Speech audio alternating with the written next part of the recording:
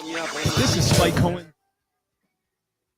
Good evening, my fellow kids. I'm Brandy Cruz, host of the Undivided Podcast. And you're listening to my friends on the Outlaw Radio Network.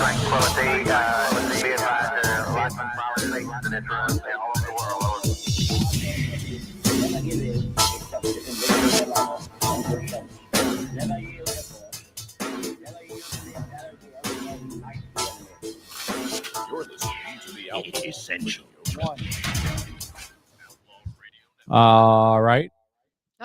Outlaw Radio Network, guys. Thanks for checking out the show. Sorry for the late start. We are that was a clunky start. I know it was a really clunky start because I didn't know what the buttons were, and I was late getting here, and audio and no, hold on. Your mic's not on over there. Try that again, Paul. Test. I'm good. Hey, there I'm he good. is. All right. Can you hear me? I can hear everybody. So Good. we're gonna do this live on the air. We're gonna test this. Dennis is normally here. He's not feeling well. So we're kind of troubleshooting stuff as we go. And let's be completely honest. Yeah. We're also distracted by the football game that's on. No, Yeah. you never admit watching it that. on- Never admit that. Why not? Well, because you Why? want to No, pretend like you're professional. No, let people peek behind the curtain once in a while. All right. So Beeler, can you hear yourself okay? I can't hear myself at all. You cannot hear yourself at all. Hold on. Your headphones don't work? It's okay. I don't need to hear myself. I'm sure it's awful. Can you hear yourself now? Now I can. Oh, Okay, good. perfect. All right, good. Can Good. you turn my headphones up just a tiny bit, please? And Is can that you? Turn That- mine down. Yes, it was. That's perfect. All right, perfect. Look at us go. We're a Turn trained professional. Paul, can you hear cow, okay? you guys. Hold Okay. on. Can I get some toilet paper? Do we need help? Can you hear okay, Paul? Kidding. Can you hear okay, Paul? Yeah, I can hear fine. All right, I'm going to bring you on. You're on cam now too, but I gotta Can you change your turn name. mine down? Yeah, I can definitely turn yours I down. know one of you is going to yell, and I'm just going to pop an eardrum. While we're talking about needing toilet paper Yeah. and things like that, Paul, I'm good on all those fronts, but I really would like a sponge bath.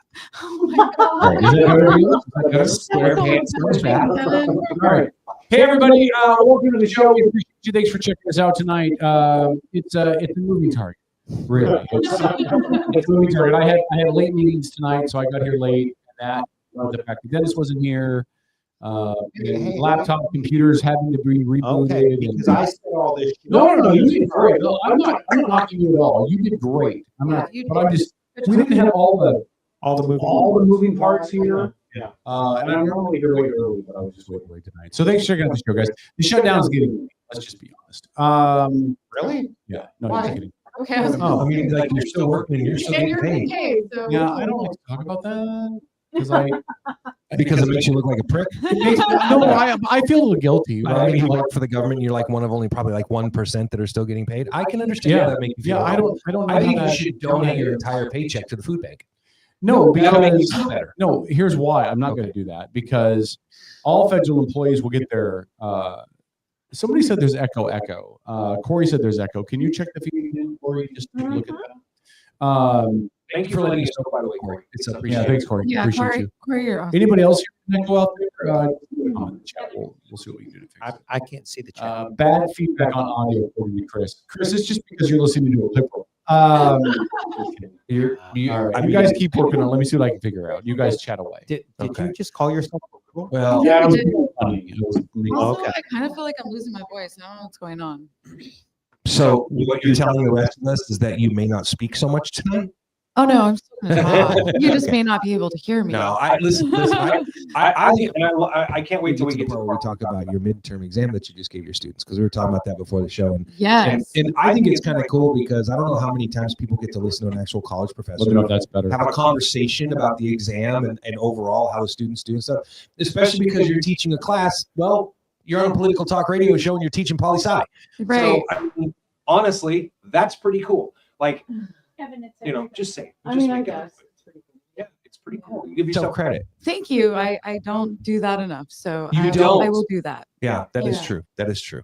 I just made the point. You're going to have to tell me. I agree. with your poli-sci background. Yeah. There was a couple of posts that I made in the last couple of days, Yeah. and one of them struck me as kind of funny. That would be with, when you look at the left's pure unadulterated hatred of Donald Trump. Yeah. And the thing that still to this day, I'm like, look at it and I kind of cock my head like, I don't get it, right? I'm like, the man is 5 kids with 3 different mamas. So Yeah. 3 babies' mamas. Yeah. He lives in government assisted housing in the White House. He sure does. And he has he has an immigrant for a wife, and the left still hates him. I don't get it either. Right? Wow. I mean, wow. That's funny. And it's true. Oh my It is 100% true. Yeah. The other one that I thought was interesting with regards, because we just heard all weekend about the SNAP benefits running out and stuff, right? Which is horrible. Well, no, it's the Supreme Court just ruled that they have to pay it. Okay, that's good. Yeah. I'm glad that that's the case. Now, you tell me, Alicia, a lot of people were making the comment, like, how dare you, Donald Trump, withholding the SNAP benefits and all the rest of that stuff. It wasn't Trump that was withholding. It was right? He doesn't have not. he has nothing to do with that. No, they literally need 5 more Democrats, Yeah. because one of them did vote for them. Yes. Fetterman, the guy that always wears the hoodie. Yeah. which And then there's I also didn't- an independent, I believe, from somewhere in the Northeast. I Right. don't remember who it is. And the only one on the red side that voted against it was Massey. Was it Massey? It was No, Massey. I thought Rand Paul did too, but I don't know what I'm pretty Massey's sure deal only is. Massey. Yeah. Well, he wants them to cut it 1% more. Like, Is he a bit of a budget hog? he's a libertarian big Okay, time. okay. So yeah, anytime he can All right. save money. So, guys, here's what I'm going to do. We're going to Okay. pause the conversation for a second. I'm going to throw some audio up to the other computer. I'm going to reboot our streaming computer. Hopefully, get echo stuff. So, what I'm going to People lose the stream. no, because we're running off the computer, Okay. so we're going to be fine. But I need to reboot that because that's where the audio is coming through. Okay, So, understood. so I appreciate you guys. Really quick, Dave McMullen and Jesse Young will join us at the top of next hour. Frank Aquila will not be doing this. He's sick, but he may join us next week, Tom. I would say that's all kind of important stuff. Why don't you reboot and hear it without the? Well, I was just saying now so people have a reason to stick around, Tom. Absolutely. Round, Good idea. Okay. God. Round. I swear to God. I hope everybody here realizes the sacrifice that I'm making by sitting on the casting couch right now, because I can't see the damn screen behind me. So,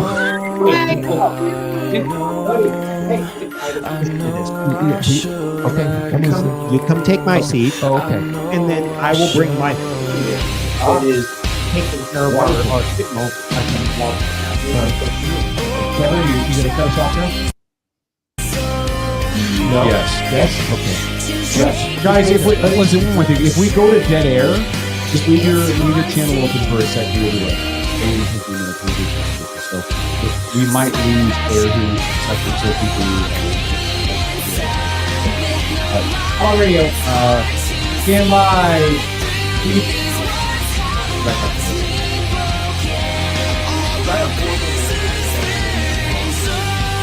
I was too.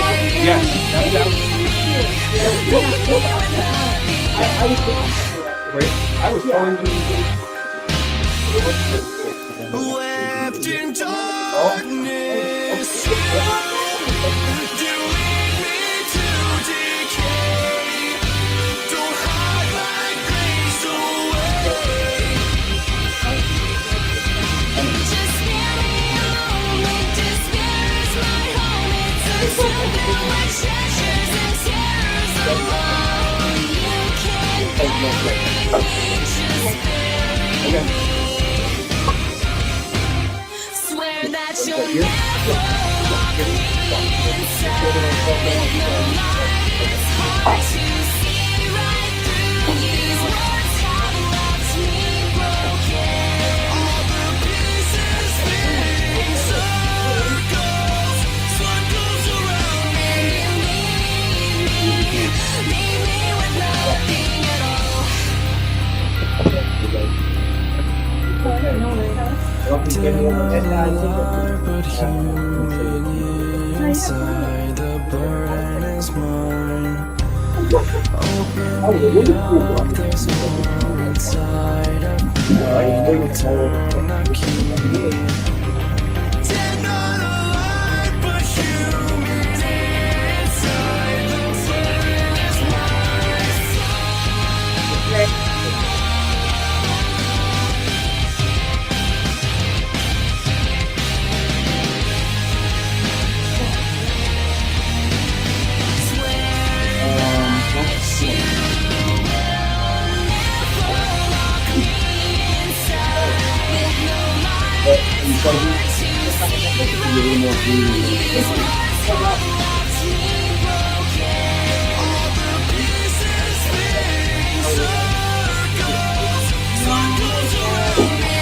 Well, you still play music, right?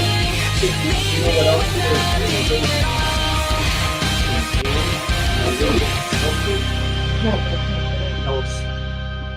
Drink them on right. So good. So good. Oh, here's your stuff. Is that here? But When you I'm write, up there. your tone Okay. influences So how I readers made my own respond. mistakes. With All right, Grammarly, you guys ready to go just back? highlight your Yes. text and type how you want to Hold on. sound. Get your message right every time. Is your mic muted? Download it for free at Grammarly.com. Yes. Hey, Kevin. I can't hear you. K-Dog. Can you turn these cans Why up? is that? What is that coming through on? We have got to the point where literally anybody can build a fully working app without knowing how to code. This is Base 44. This Laura, is what the do you first hear look right at the now? current industry-leading AI app builder. And you wouldn't believe the kind of apps that people are creating. Smart nutrition apps, inventory trackers, onboarding tools, you name it. And if the only thing stopping me from making the app is the idea, then why not build an app that gives me endless app ideas? So let's make it. Pro tip, I draft the full app spec in ChatGPT, and then I drop the prompt directly into Base 44. It gives me super detailed structure. What do you hear now? Sorry.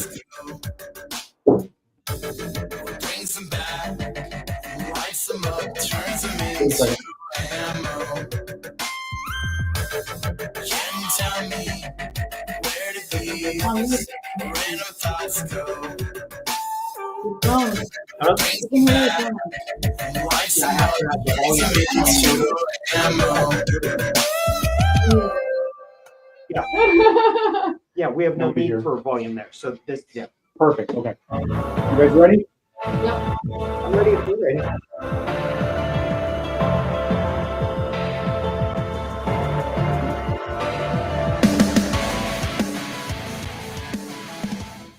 All right, Outlaw Radio. I think we're back.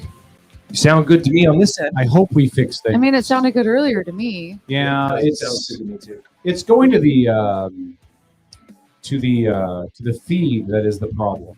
Oh. So hopefully things are better, guys. Give us an idea. Let us know if the audio sounds better. We apologize for the hiccups. So there we go. All right. Outlaw Radio. Again, Seahawks are winning big in Washington. As I posted the meme on my Facebook page, I didn't realize that the government shutdown also applied to their football team. Well, since they just picked off a Sam Darnold pass, I think it's best if you just stay silent on I probably will have to. Anyway, guys, let us know if you hear the feed okay. We do really need some feedback. So Lori says it sounds good. So thanks for your patience. We appreciate it. All right. Here's the thing. And I don't want to do this, but I Okay. feel it's very necessary for me to do this right now. I was at a house earlier today, and Your house or somebody else's? no, somebody else's house. Okay. A all right, young sure. lady that was there made the comment about how difficult it's being with the government shutdown and stuff. And so I want to say this to my friends that are Democrats. You've won. You won the shutdown politics, right? You won. Graciously accept victory and stop. Right? Yeah. Just stop. What do you mean by they won? But many high-ranking Democrats have made the point that every day longer that it goes on, it's good for them. Many of them have made the comments that it provides them leverage. Okay, Mhm. so they've shown that they have the leverage to do well. Can we call it what it is for people? That's exactly what they're doing. And Yeah. in my opinion, that's all that they're doing. Yeah. I Hold don't. on. Do you think and I'm being honest, right? Because parties will always the other party, like, they don't love America, or they're just trying to hurt people, or do you really believe that's their intention? I know that's the result, but do you believe the Democrats woke up? Amber says there's a lot of echo. I don't understand where the echo is coming from. Still? Lori, do you hear the echo? Echo. Echo? Still. Huh? It's my mic. All right, So, guys, so you the guys other keep people talking. talking aren't echoing. Is it your computer? Or your return, or your rebound, or No, because we're whatever those not. little words are? Oh, you know what? Oh, hold on. Oh, it was Kevin's No, fault. hold on. That word sounded like shit. I forgot my bag. Take that right now. I'm just taking it as Tom was right again because it was Kevin's computer microphone. Right. What we say earlier last week? Guys keep Tom's talking. always right. I think that is what we said. Tom, we're gonna lose you for a second on camera. You'll still have. Oh, that's okay. No one needs to see my ugly ass. I don't know, man. The glare helps. Yeah, It brightens the room. Yeah, I did just shave it. You know, if we polish that with like some. So if you're in chat really quick, let me know if the echo just went away. That would really help. The minute the second camera went down, let me know if that echo just went away. Away. Yeah. I love you too. Okay, let's get back. We were talking Yeah. about the midterm. Yeah. Well, So, yeah, no, so we were talking about. Do you think the about the Democrats' shutdown. goal? Do you think Democrats' goal is to cause pain and to hurt people? And now most people would say that's a stupid question. Of course, it's not their goal. I don't know. I don't think it's a stupid question. But I is think their it's goal a to punish legitimate- people for voting for Trump? Is this so? We're going to teach you a lesson. I'm going to tell you straight up. I think that some of them, somewhere deep down inside, that's exactly what they're thinking. Voting has consequences. You voted for Trump. You know we don't like him. Pepperidge Farm remembers. Right? There you go. Yeah. Oh my God, that's a great meme for Alicia. I already What is- posted it. Did you really? There we go. Yes. Yeah, you know, We got the echo figured out. It was Okay. my fault. Well, so the thing is, the American voter is going to remember too.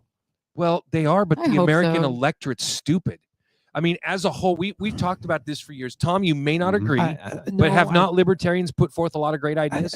Right? Yes, They have, right? Yeah. And do no, Americans vote for them? No, Then they're and stupid. again, Well, no, I I would. agree that the average American voter is Uneducated. A lemming. is uneducated. Yes, they don't know what they're doing. That's right.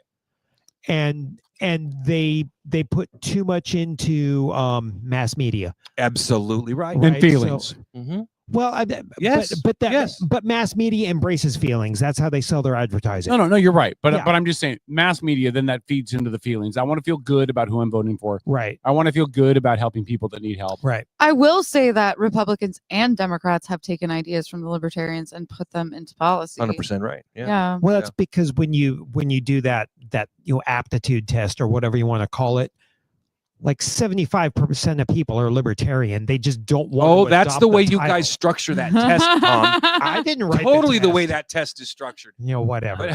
But, That was awesome. like, how many? Come on. Have you ever seen anybody walk up to a libertarian booth at a county fair and not end up being libertarian when they get done answering those questions? I've never Yes. seen a single person. Yes. You have? Yeah. Have Well, communists don't work. yeah. I would say have a progressive take. Yeah. Anyway, point. I think just being to your question, Kevin. I think that there is some truth to what you are saying. I think it's a deep-rooted subconscious issue for them. Like, let's take Twinkle Tits, our local elected senator. Okay, Randall, you mean? Oh, Yeah. but she That's doesn't. Emily. She, I mean, I don't call her that. Twinkle Tits is appropriate. I'm saying, I'm saying, or Twink. No, that's the wrong. Oh my that's the wrong gosh. direction Just now. stop. What You're I'm just saying- taking this too what- far now. What I'm saying is that she continues to post things in an echo chamber, right? Mhm. She goes to a group of people that support her. She went to a freaking food bank, man. I mean, how you tell me? Yeah, she went to a food bank last week talking to people about what her and the Democrats are doing, right? And spun it in a way that people are like, oh yeah, keep up the good fight. But no, this fight that the Democrats are having is Mike Tyson punching out moms with kids that they got to feed, dads with children they got. Like, this isn't a fight. Yeah, but No. that's not Randall, right? It Because is she's not her. a senator. She's one of them. But she's a No, representative. but she is totally riding on the coattails of the senators that aren't voting for it. It's all. They're all working together. But didn't the House pass it? They Yes, did. they did. So that means that her vote is now irrelevant. It is, Right. but The she House is passed using it. She has a voice, Kevin. Yeah, I mean, I'm sure they're lining her up to take over for She's Little Miss Tennis Shoes. Yeah, yes, Yeah. I think that's probably true. Yeah, Patty exactly. Murray. I mean, she's a member of every group the Democrats love. She's a woman Yeah. of mixed race descent and LGBTQ. Mhm. Okay, Mhm. you don't get more points And she's uber liberal. on your little card, right, Right. than being in that demographic. Yeah. I know, which is why AOC is going to be your candidate. But go ahead. Oh my gosh, that's not gonna happen. That's never going to happen. Do you want to keep this conversation civil? You may be right, but I don't am rub right. it in. Okay. I- All right. Yeah. He's not right. I know, Tom. I agree with you. He's really not. Okay, right. we'll see. We'll And see. if we keep talking about Kevin like he's not here, maybe we'll convince him by programming Maybe we him. will. Listen, I have a prediction to make. No, please, Okay, God, please no. do. By I'm this time very- next week, the shutdown will be over. This not time meeting this next week. week. by this time next week. Okay. By this time next week. And I'm going to tell you why. That's an interesting How are they going to do that prediction. without meeting, Kevin? Tell us. They're going to meet. Here's what I think they're doing. I think that both parties are waiting to see what happens Tuesday. Tuesday is going to be a referendum for both parties. And both parties are going to look at Tuesday. That makes sense. And they're going to It wait does. to see Yeah, what the it does. barometer is. Now, one of two things are going to happen. There's two big gubernatorial races. One in New Jersey, say that word again? one in gubernatorial. Can you say it 5 times really fast? Gubernatorial. What? I can't count to 5 right now. New Jersey. He was I think doing it's New pretty good, Jersey and too. Virginia. I think Yeah, it's he New was doing Jersey and good. Virginia. What about Okay? the mayoral race in New York too? Hold on. Which polls are showing are tightening? The mayoral race in New York is irrelevant because no matter what, a Democrat's going to win. The Democrats can't hang their hat on that either way. No, it's either not a true. moderate Democrat or Cuomo is running as an independent. but he's a Democrat. People don't like him anymore. Hold on, listen. Well, I don't think they like Mom Donny. Mahatma Gandhi. Yeah. Yeah. Listen, I have to read his name to if pronounce it. Democrats roll through both those gubernatorial seats and any other big races that are scattered around the country, then they're going to take that as a victory lap and they're going to double down. Well, the and Republicans will roll over and well, the Republicans won't roll over, but they'll see that as a warning label, right? They'll see it. Okay, this is our barometer before the midterms next year. If Democrats get rolled, Republicans are going to double down and say, look, we told you. And Democrats are going to realize this is the midterm before the midterm, and they're going to have to correct course. Okay. So the only way we don't get out of this next week is if it's a tie. If one gubernatorial race goes Dem and one goes Republican and all the other seats that are up around the country kind of split 50-50 or fall the way they normally do or whatever, there's no major upheaval, then I could see this thing continuing. But if one party comes out far ahead, they're going to double down and the other party's going to see this as a warning sign and they're going to cave a little bit to get the government open. That's what I think. That's a fair prediction. So I think so too. And thank you both of you for saying that you feel that that's fair. Now let me tell you guys where Kevin is smoking crack. So okay, maybe pot, maybe you dial it down a little bit. I don't By the know way, if there's that's only personal. one thumb up like on this feed from all of you that are in the chat. So if you could all like it, that'd be great. Go ahead, Paul. It's true. What he There's said is 2. true. I want to see like 30. Go What ahead. he said is true. 30. So I Say don't 100. think we hear that every election season, right? In the month of October. So and so is going to take the election as a barometer and it means X, Y, and Z for the other party or this party come next year, right? Because the following year is almost always either a midterm or a presidential election year, right? Mhm. I don't think because here's why I say that I think that thought process is wrong because I don't think it changes anything that anybody does.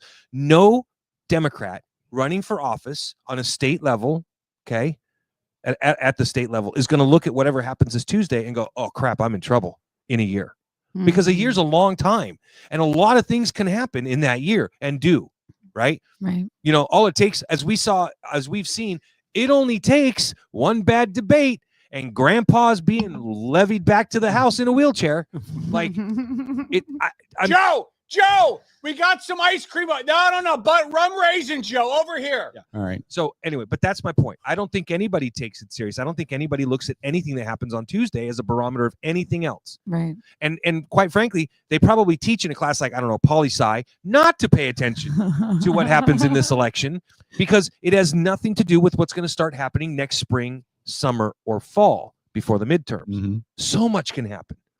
So much. I have to interrupt you. You just Yes. missed what Sam Darnold did. I did. Sam Darnold's in the pocket. If they show the replay, Sam Darnold's in the pocket. The pocket is collapsing around. They're about to tackle him from behind. And as he's getting ready to get tackled and fall forward, he tosses the ball forward to his running back. I'm not sure if it was Charbonnet or Walker. And then they bust it off for like a 15-yard gain. Like, yeah, watch this.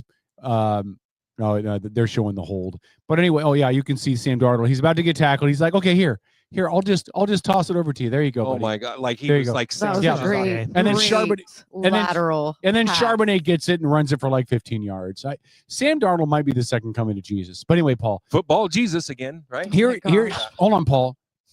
Here's the only reason why I would disagree with you. Okay. Republicans thoroughly smacked Democrats in last year's elections. Okay. Stay right there. Keep Okay. that pose. I'm going to demonstrate. Come on, nobody got that. Whatever. You Republicans did not get thoroughly that. That smacked went right over Democrats my in the head. election. last year. Republicans smack Democrats. I was like, oh, my demonstrate. Republicans smacked Democrat in You the ruined election the last joke. year. I am gotta explain. sorry. And I still believe that the murder of Charlie Kirk is an inspiring factor for conservatives and Republicans to get out to the polls. So Democrats feel doubly threatened. One, Trump kicked their ass. And two, there is this ghost of Charlie Kirk hanging around the place that is an ongoing threat to them to try to regain some footing. You're not wrong there. I keep seeing a lot of Turning Point USA stuff on social media. And You're news correct, Tom. feeds. And Some it people just, are doing amazing work posting that. stuff. well, every day it seems to be a little more, a little more. And by the way, the personal attacks on his wife are just gross. It's disgusting. Really? I haven't seen any. Oh, I they're would take so you guys' word bad. for it. So bad. Really? But I thought the attacks on Obama's wife were horrible too, right? Like, No, you're right. Stop going after spouses. Well, didn't I read about cucks? Yeah, didn't I read it in the Outlaw chat? My past week has been madness. But didn't I Well, we're read right there, brother. So yeah. keep asking I your know, I question know. because I need to know where we're going with this one. Didn't I read in our Outlaw chat where we share all of our news articles about the school in Arizona with the Charlie Kirk T-shirt? Oh, the T-shirts from the teachers. That was disgusting. So what I found today is that is the exact same costume they wore last year. Yeah, it's supposed to be a math joke. It's a math joke, problem solved. But it's the exact same costume they wore last year, so it could not possibly be about Kirk. Well, that's good. Not in good taste. I would still Super not question good why Right. a shirt that's half soaked in blood is an appropriate school costume, but it does not appear it's actually related to Charlie. No, that's good to know because I could not believe teachers. Yeah, fake blood. Fake blood, yeah. I couldn't Well, believe the or teachers. menstrual blood. Who knows? I don't know what they use. Oh, Kevin. I don't know what they use. On. I'm just saying I don't know what they used. Yeah, If they wore it What was last that year, whole obviously it would not still be good the next year if it was period blood. God, that was so stupid. I didn't say period blood. I that- said menstrual blood. Well, let's whatever. not be The crass. views and expressions Lord. said on Outlaw Radio or not necessarily. What was that damn disclaimer? Or they are. Or they are. They are not a disclaimer, or they are. Yeah. Or they are. Anyway, I've made my point. I don't think that this stuff is relevant. Go ahead, Alicia. I do think it's relevant. Okay. I do think Kevin actually had some really great points with that. He did. I just don't want to increase his Definitely. ego. I agree with you on that. He already can't fit through the door. But God dang it. You're making me laugh now. Stop it. Did you lose your train of thought? I did lose my train of Are thought. you watching the caboose go down the track? Yes. I was watching the caboose of the quarterback and lost my train of thought. You know what? Taylor's I don't checking know. out Sam Darnold's I don't ass. know how I feel about sitting next to a woman Who who's a college objectifies men. professor who objectifies men by staring at their asses. I won't falter. I mean, It's like watching women play football in their bikinis, right? yeah, or watching, And that's a real thing. or or No, watching. the lingerie football league Yes. made real them thing. made them actually wear more clothes now. They're not just out there in lingerie anymore. Oh yeah, I knew. I saw that. It was like wearing leg stuff. and I arms- was yeah. I was thinking more How like dare beach they? volleyball, but whatever. Can't they Oh, leave, hell no. Get out of here with that Dodgers gear. can't they leave some things No. sacred? You know what? No. First of all, we're going to Yes. get to him in a little bit, but We'll get to him. but in a Mr. minute. Dodgers boy, when he left the studio last time, it was Dodgers in 4. Yeah. Yeah. Yeah. Wasn't there a bet about that? I don't. I think there was. Didn't it involve baby oil? I don't know what it was. No, it was that the Mariners made it, but the Mariners didn't make it, so there was that's no right. bet. Yeah. That's right. Okay. Okay, hold on. First down and goal to go. Ball at the 3-yard line. Darnold back to pass, looks to his right, dumps to his right, and batted away. Incomplete. Are you a football announcer now? Because I've done football. Okay, yeah. I know that you have, but Pass we're intended supposed to be for doing a A.J. political Barner, show the right tight end. now. Listen, Look, hey, everybody knows what Kevin has done his whole life because we get his resume. I know. frequently. every All- show. Every yes. Every show. My challenge with the shutdown, I'm going to speak honestly, right? And it's not because I'm getting paid. Yes. This is really what I believe. For federal employees, I feel bad for them because they're not getting paid, but they're going to get back pay. And federal employees have the option of being like, well, you know what? We don't like this. We don't think it's fair. We can quit and go get another job. So federal employees have that option. Now, They do have that option. They have the but option. That's a horrible line. No, to hold on, take, hold on, man, hold on, because- hold on. Go Let me ahead. finish. Okay, go ahead. So they have the option. Whether they choose to take it or not is totally up to them. And the shutdown's not going to last forever. Okay. This is already almost the longest shutdown we've ever beginning had. of the end, and it doesn't matter. That's not the beginning of the end. However, our active He's duty, so quick to shut you down. You notice that, Tom? Yeah. our active duty military do not have the option of saying, I'm taking my ball and going home.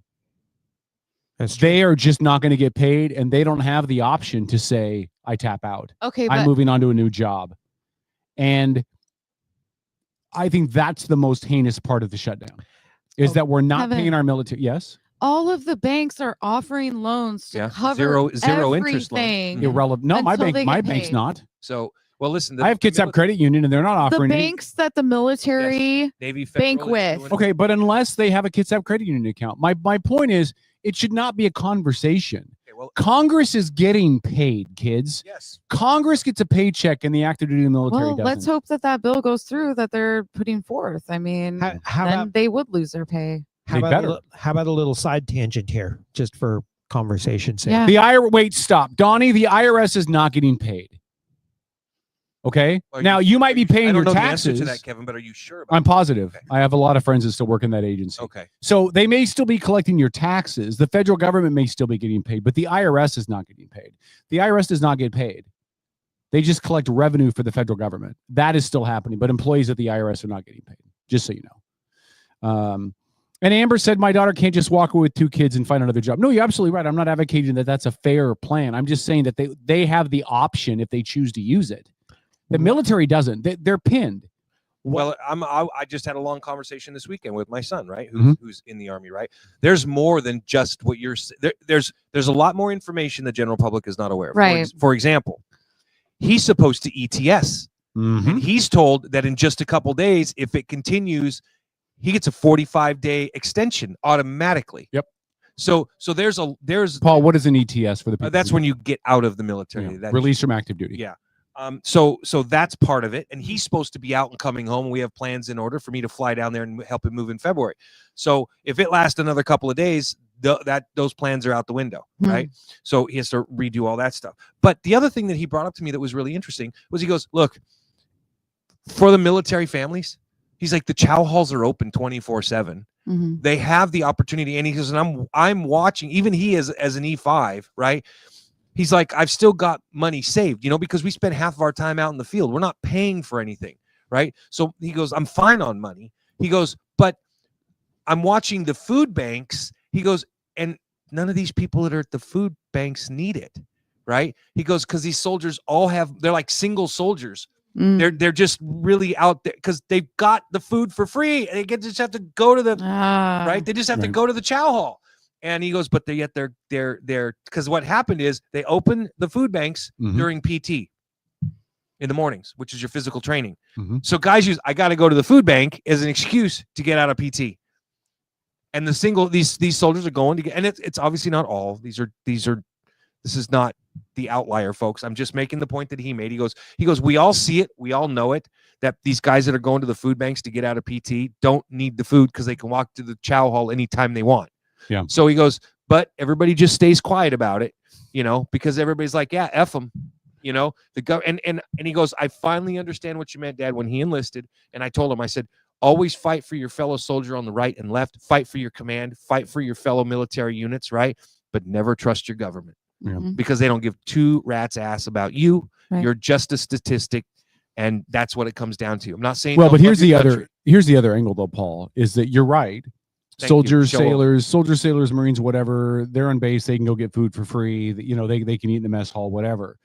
But if they have a family, Mhm. if they have a spouse and kids, they don't have that option. If they're stationed overseas, they don't have that option. Well, his point was that in that military, he's at Fort Hood. Killeen, Texas is right outside the base, okay? Mhm. And he goes, you go out into Killeen, 90% of the people that live there are federal employees and work on the base, right? And he goes, every organization, every store, every bar, every restaurant is giving out free food and everything else for government workers, government employees, and military personnel. He Right. goes, they're just giving it away. He goes, you can't eat it all. Jesse's at the back. So, anyway, the point he was making was that the things are there for people to be okay. to me, and that's the military people. And I think he made a good point about that. For military personnel, active duty, the things are there in place for you to get the help if you need it. He goes, but most of us don't. I think the real tragedy here is the private government employees, the men and women working at the shipyard, Bangor, Keyport, right? Because they're only a small percentage of our demographic here locally. And we don't, like you said, Kevin, the local banks aren't offering loans for free. I mean, Navy Credit Federal is. Oh, yeah. But a lot of Kids have places credit aren't. unions But now. I will say this. I called to make a payment on my cell phone bill, right? And the first thing the lady asked me was, because they wanted to charge me an extra $145. And she literally asked me, she's like, are you a government employee? Does it save me the $145? She's like, yes, then I am. Like, I am not too proud to save $145. Like, just gonna do it.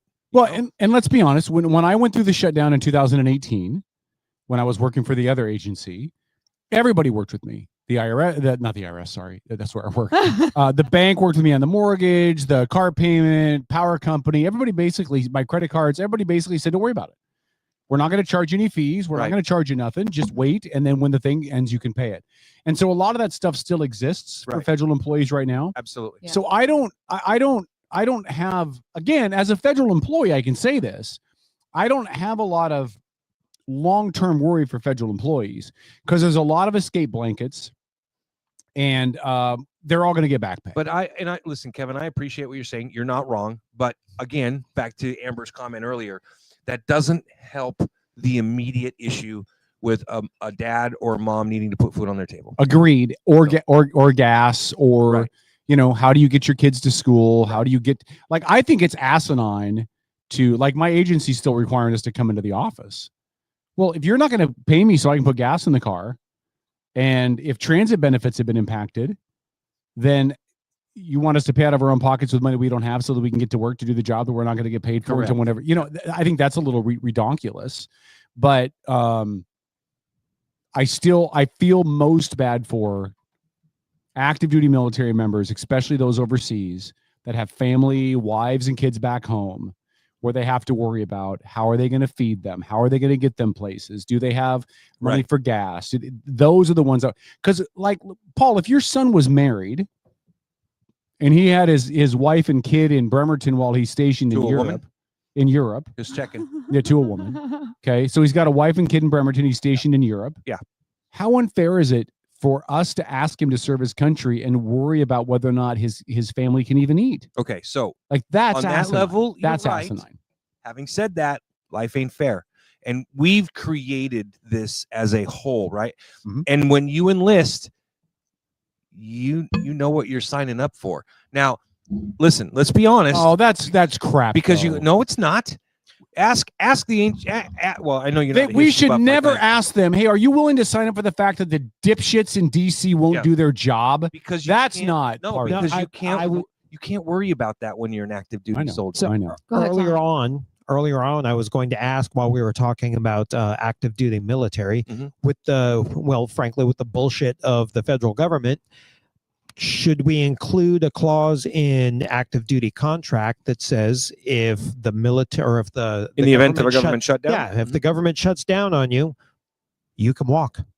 You don't have to, but you can. Do you want to eliminate? You want to keep that from ever happening again? Add that clause. Yeah. No, because you can't add that, and here's why. Why? Because it's if you, I'm going to tell you, you're right. I'm not disagreeing with you. But if government has to be held as accountable as private if you're citizens. Russia, China, or some third world dictator that has a hard on for the United States, okay, you can't.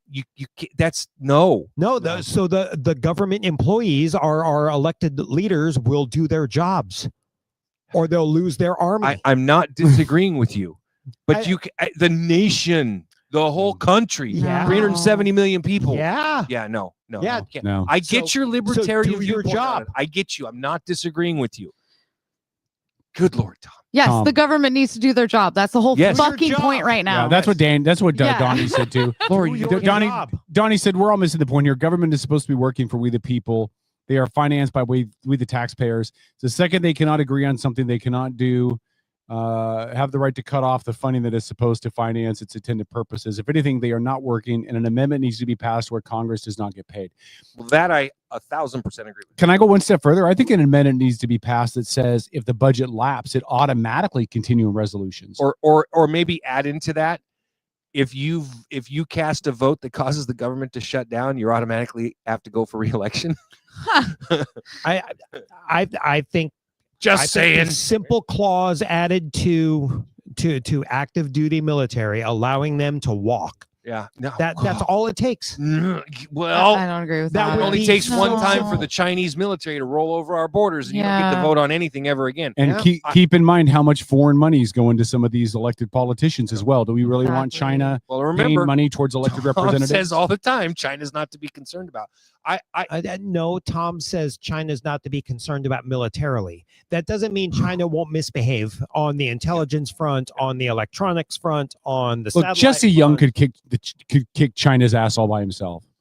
Absolutely. Just so My we're clear. only Looks like point he's with lost this- 40 pounds, dude. I don't I know, think he can looks kick a so stuffed skinny. animal's ass. He's on the furlough diet plan. That's what he's on. He's looking good, man. He's keeping up with me. He's on the furlough diet plan. Yeah. Yeah. I Complete the sentence, Tom. Damn. Damn. All right, Mindy. Burn. No, I think this whole thing is over a week from today. Within a week from today, the whole thing's over. After You're Tuesday, going back to your point about yeah. them wanting to see what happens on after got we see what happens on Tuesday. Okay. And we'll talk local effects of this when we bring on Dave McMullen and Jesse Young in the next segment. We'll talk about how some of Tuesday comes down kind of in local politics. But I do think it's a litmus test. I think it's a measuring. This is the ruler. litmus. What? Shut up. Just saying. Just saying. Rick had a really good point. A couple people had a really good point about this too. The ones who are paying this as well are businesses, because you know, 100%. I had a great opportunity to meet up with Rick on Friday. We went out and had some lunch at the Loft up at Paulsbo. That's sweet. I was really sad I didn't get to see any of those Paulsbo for all dimwits. I thought they might be at the borders of the city, checking to make sure I didn't make it into their fair metropolis, you douchebags.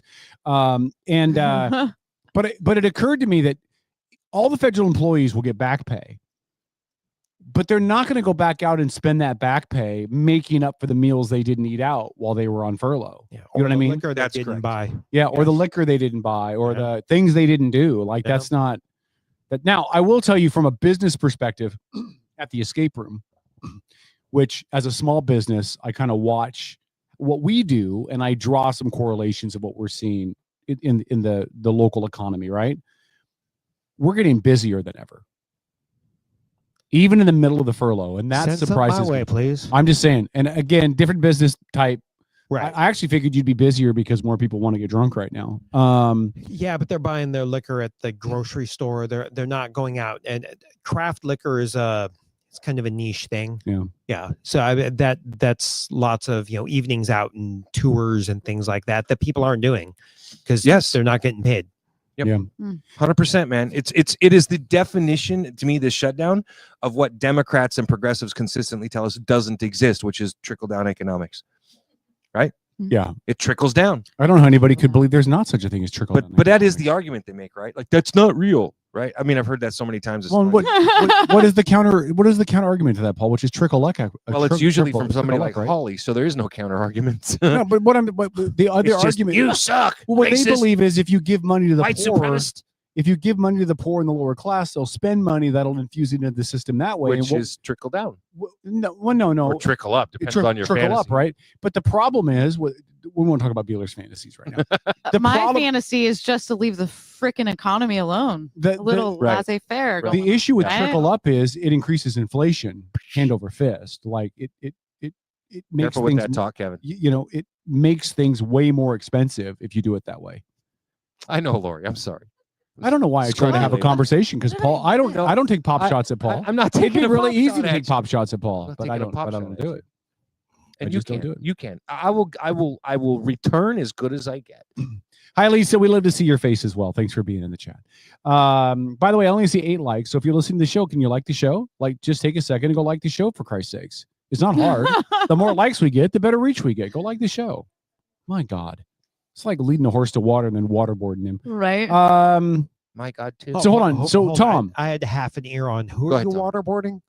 just random listeners. We're gonna waterboard Jesse later. Yeah. Yeah. Why? What did he do? I'm just messing with him. I haven't seen him in like 4.5 years. Oh, Yeah. oh. Tom, do you Yes. agree that the shutdown will be over by next Sunday? I'm conflicted on that because no one's being, like Paul was saying earlier, no one's going to be called back. But the logic of they're going to wait till Tuesday, I mean, that makes complete sense. I think they'll be. Called So I don't think it's out of question that there might be a special. Hey everyone, let's talk. Well, I think if Republicans win both those gubernatorial races, they're going to call everybody back to bask in the glow of their victory. They're going to be like, "Oh, yeah, come on back, Probably. come on back." Probably. Beeler, do you agree? I do agree. Okay. I think it'll be done by next week. Okay, Paul, I don't honestly know, but I will say this: as we see, don't take a stand on something. as we Paul. see. Oh my gosh, you guys got to stop. Go ahead, Paul. Look, I'm afraid of Beeler, so we're cool. All right, All right. Just leave it at that. I'm so glad one of you is. Here's what I will say, Kevin. I don't really know what's going to happen, but I think that it's increasingly likely that the shutdown ends as we see more and more videos coming out of moms with their children stealing from stores and laughing about it. Like I think that Right, but- it points to a whole nother issue within our culture. and But the society, Supreme right? Court just ruled that SNAP has to be paid, so those payments Yes. will be going out. Yes, I get that. But, Yeah. But all I'm saying is we don't. Everybody's situation is different. And Okay. there's, Yeah, right. I And guess. there's. Yeah. I mean, we don't know what people's sit rep is. Okay. And so I think it's going to be more this week. It's going to become increased. Like it's social contagion, right? Right. Well, I've seen a bunch of people already post videos about this, so I'm going to record with my phone, me and my kids going into Albertsons and stealing milk and eggs and butter, right? Yeah. And laughing about it, Mhm. which points to a whole nother social issue, right? It's like you think Yeah, it's funny to teach your laughing about kids it's about a stealing, problem. how it's funny. I mean, I was like, what are you doing? Yeah. But on the same hand, I'm like, but I get it. Right. I understand. Yeah. And if you got to feed your kids, you got to do what you got to do. Right, but it's not a point of humor. Exactly. It's really not funny. Yeah. It's the prices are only going to go up, and it's going to affect everybody else. Well, when but if you're going to stealing keep like stealing that. it, then And what the does it prices say? really don't What matter. does it say about a segment of our society that thinks it's Funny, yeah. to teach your kids Right. that stealing? I get that the government shutdown Yeah. is bad, but I mean, and it may be the same segment of society that thinks having 40 people show up at a diamond store and robbing it blind in 30 Right. seconds is funny also. Mhm. Right. And when we've got politicians that refuse to allow us to arrest and prosecute those same people, right, it points to a bigger issue. That's all I'm saying. I agree. All right. It is a big social issue. All right. I think this is a good spot for us to take. Lori, do you agree? It's not by next Sunday? No, you don't think so? Okay, Lori thinks it's going to continue. I would tend to agree with Lori. What the fuck, man? I Just asked saying. you point blank a second ago. I said, Paul, do you have an answer? And you're like, well, I don't know either way. And I'm like, take a stand. And you're like, no. And then I said, well, Lori thinks it's going to continue. And you're like, oh, I agree with Lori. So I asked you a question. You can't answer it. But Lori says something. You're like, okie dokie. What the hell, man? God, it's like doing a radio show with a toddler. Would you like a cookie? No. You want dinner? No, I want a cookie. Okay. God, Okay. you dumbass. I'm going to give you that one. I'm going to give you that So one. I don't think it'll end by next Sunday. Yeah, I agree. No, okay. The reason why is that Patty Murray and the rest of the ilk, and I'll just say that I'm Mhm. neither Democrat or Republican. Well, you're a registered Democrat because you ran as one, but go No, ahead. I did not register. We don't have to register in Washington. Oh, but you State. ran as a Democrat Yeah, when I you ran ran for as a office, yeah. Democrat. Yeah. Prefers. Prefers Yeah. Democrat. Anyways, Patty Murray and the rest, especially in Washington, they're using this as their PR, their marketing, their Yeah. mileage, whatever, their campaign, their fundraising, all of that. Yeah. I think they're going to push it. And I really think it'll be the week before Thanksgiving. You think so? Where everything's going to break.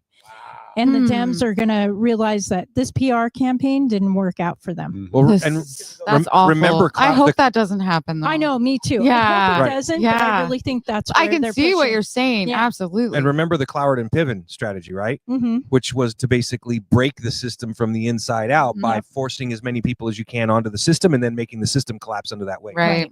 So- Exactly. Not Well, saying that's going to happen, but I hope I'm wrong. Right. So I'll say two things to that. One, they better if they start messing with people's holidays. Yeah. Oh, there's gonna be hell to pay.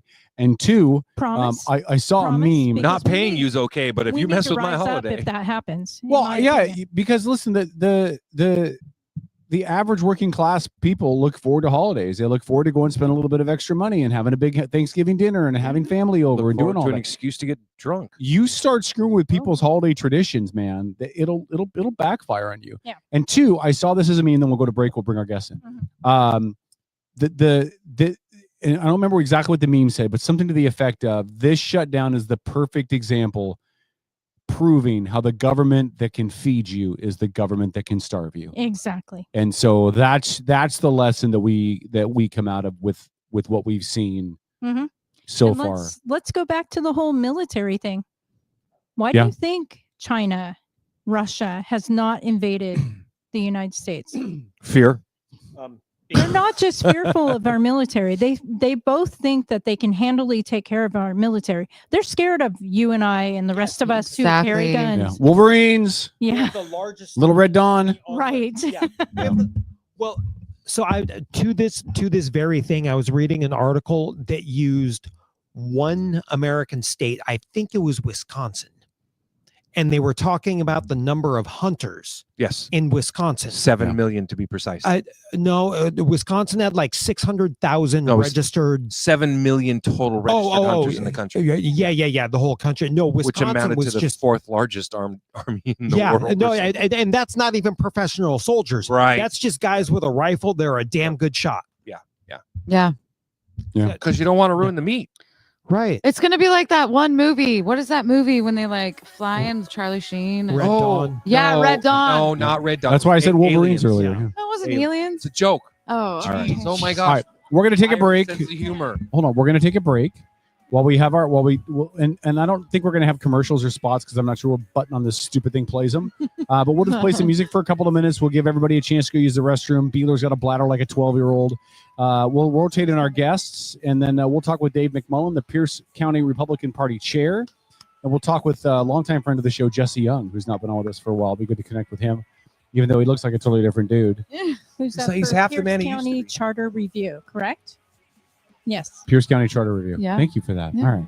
We'll take a break. It's Outlaw Radio. Stick around. More of the show after this on outlawradionetwork.com.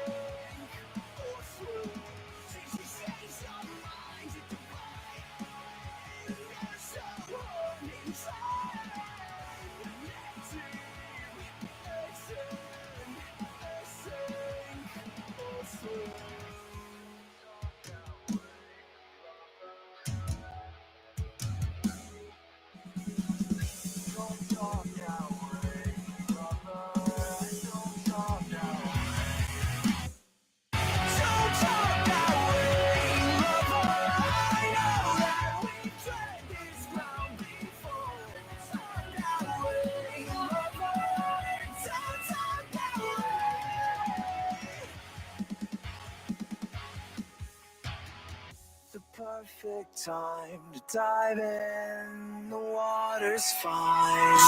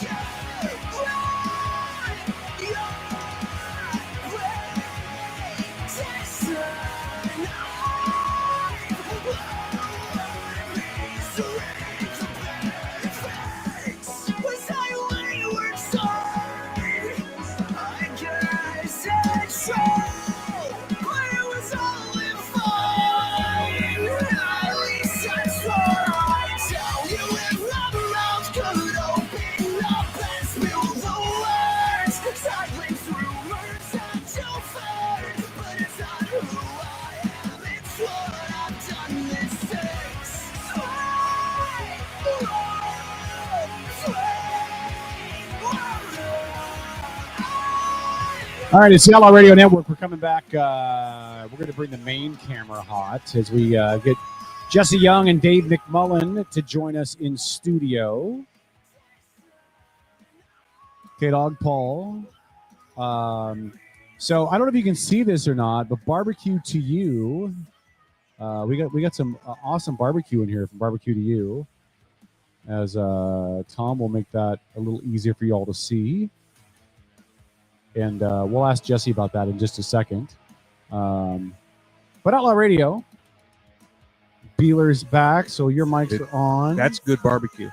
There you go. And I'm a bit of a barbecue connoisseur. You really are. Yeah, you're a big barbecue fan. Let's bring any kind of meat. It's okay. All right. Let's bring so I'm going to turn your camera on now, Jesse, just so you know. All right, so your camera's hot, so don't pick your nose. Jesse Young joins us, man. What's going on, buddy? How are you, man? I'm doing very well. It's nice to see you. It's good to see you, man. Nice. It's new dig since I was last around. Kind of nice, isn't it? It is. I like it. Yeah, it's a different feel than what it used to be. But you'll be a little more chill now. There's no FCC, so feel free to drop as many F-bombs as you want. I did well on your show for a long time, and then it seems like the last couple, I wasn't able to get through the whole show on the radio section without breaking the rule. No, you weren't. But now we're in Tom's distillery, so you can drop as many F-bombs as you need to. Before we get into questions for you, and Dave McMullen is here as well. He'll be on camera in just a second. Yeah, come on. Can you talk a little bit about Barbecue to You before we get into actual conversation? Yeah, I'm sporting their thing. Lost a lot of weight, eating a lot of hard protein from there. Yeah. Yeah. Hold on, give him the microphone. You got to talk in the mic. World champions. No. You were here. Get out of here with that. Suck it, Canada. What did we tell you? The last time you were here, you said it was going to be Dodgers in 4. You were wrong. You were mistaken. Off by 3. Almost by a whole championship minus a couple of extra innings. Listen, I'm not going to. I can appreciate any man being a Dodgers fan. I can. I'm not going to fault you for that one iota. It's not like being a Dallas Cowboys fan. Okay. However, the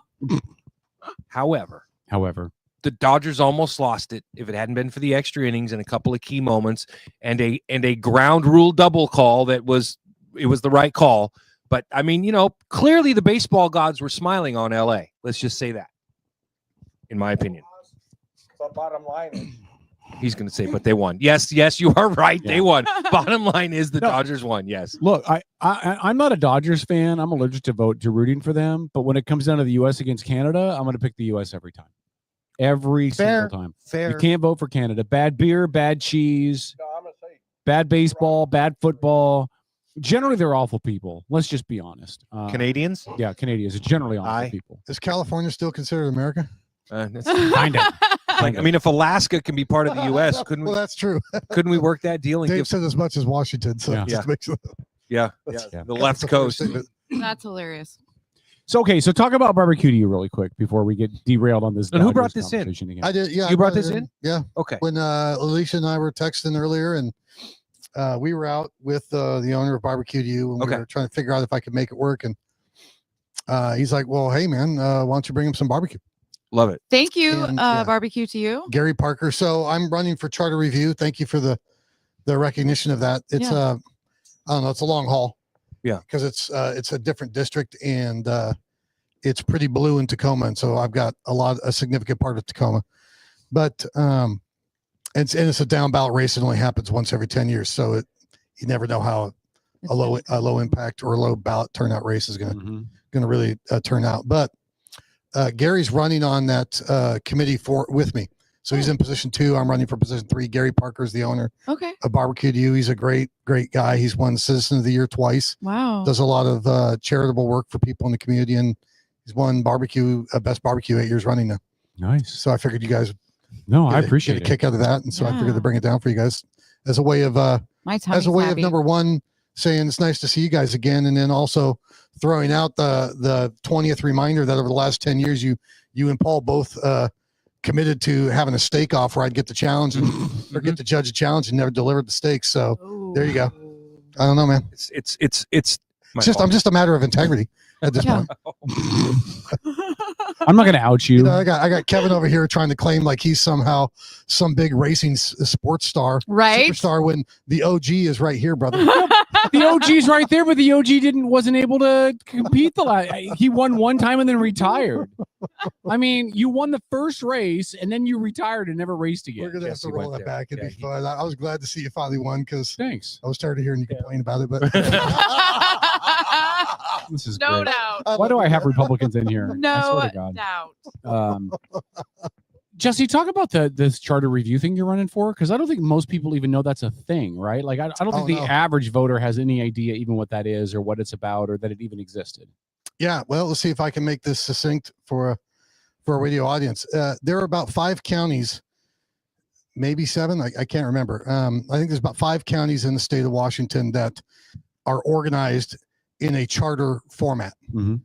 Kitsap is not one of them. You guys are organized in more of a commissioner format. You have 3 commissioners. You don't even have an executive that runs the county. But Pierce County is a charter county. It's switched to that from a commissioner style like Kitsap back in the early 80s because there was a lot of corruption.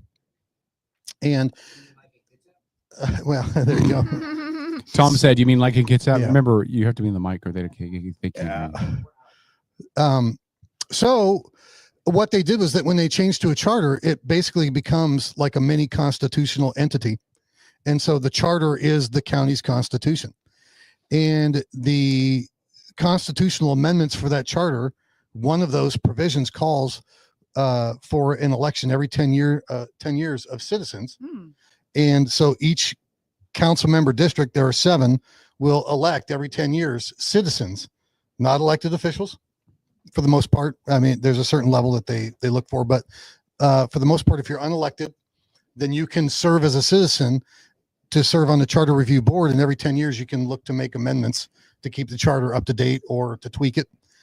And so I was, in long story short, convinced to run for that. I was asked to maybe step up and see if I, with my knowledge of how budgets work at the Capitol, and how the interplay between federal dollars down in the state, dollars down in the county, and so on and so forth down in municipalities. The big problem, however, and the big onus for me was that the far left is trying to run a play to take control of the Charter Review Board because they want to remove the right to vote in Pierce County for our elected sheriff. And I think that is horrific. It is. What would that be replaced with? Appointment by the the council would want to appoint. And there's a lot of back and forth on that, but it'd be very dangerous. Right now, Pierce County has the lowest deputy to citizen ratio in the nation. Oh my goodness. It's just dropped below half of a deputy per 1,000 people. Wow. The national average is 2. And and right now there's a big embroilment with the executive and the liberal council. Trying to, they're letting deputies flee. They're basically, it looks like what the executive is doing is holding up money, offering pass-throughs to the city of Tacoma with that money that would ordinarily go to pay the deputies so that they can do signing bonuses for Tacoma to hire away the deputies from Pierce County, then not backfilling the deputies and then trying to put forward, a woke agenda of counselors and everybody else that they want to go apparently have respond to domestic abuse and violent situations to de-escalate instead of sending a trained deputy out. It's killing us, and crime is skyrocketing. People are getting hurt. So I figured, it's not paid. And so I figured, maybe I can go serve some people there and try to protect some folks. So that's why I chose to run. Wow. Nice. So it's not a paid position. Nope. It lasts for about 6 months. Wow. Yeah. Okay. 6 months. Dave knows a little bit about him. He's been the chair for Pierce County for so long. Dave, do you want to say a few things on that? Or? No, like I said, it's a once a decade opportunity for us to make necessary changes to our charter, our constitution. One of the things that we're very concerned about is that Ryan Mello and the Democrats want to take away our elected sheriff. They want to get appointed like King County. That ain't working out well for King No, it's not. So we're trying very hard to get 11 of the 21 so that we have a majority, so that we can control the narrative. We'll have the chairman of the committee, and we're feeling pretty good about it. I mean, nothing is guaranteed, but we've been putting a lot of effort into it. I don't think the Democrats were expecting us to put the kind of effort into it that we are. So I'm very optimistic about it. So. And you're probably, as you campaign for this, Jesse or Dave, as you're talking to people about it, it's probably as much education about what the position is, even more, even before you can get into why Once Jesse's. every 10 years, everybody forgets even what, I mean, we started off at the beginning of the year. It's like, what is this? Mhm. Yeah. I mean, nobody knew.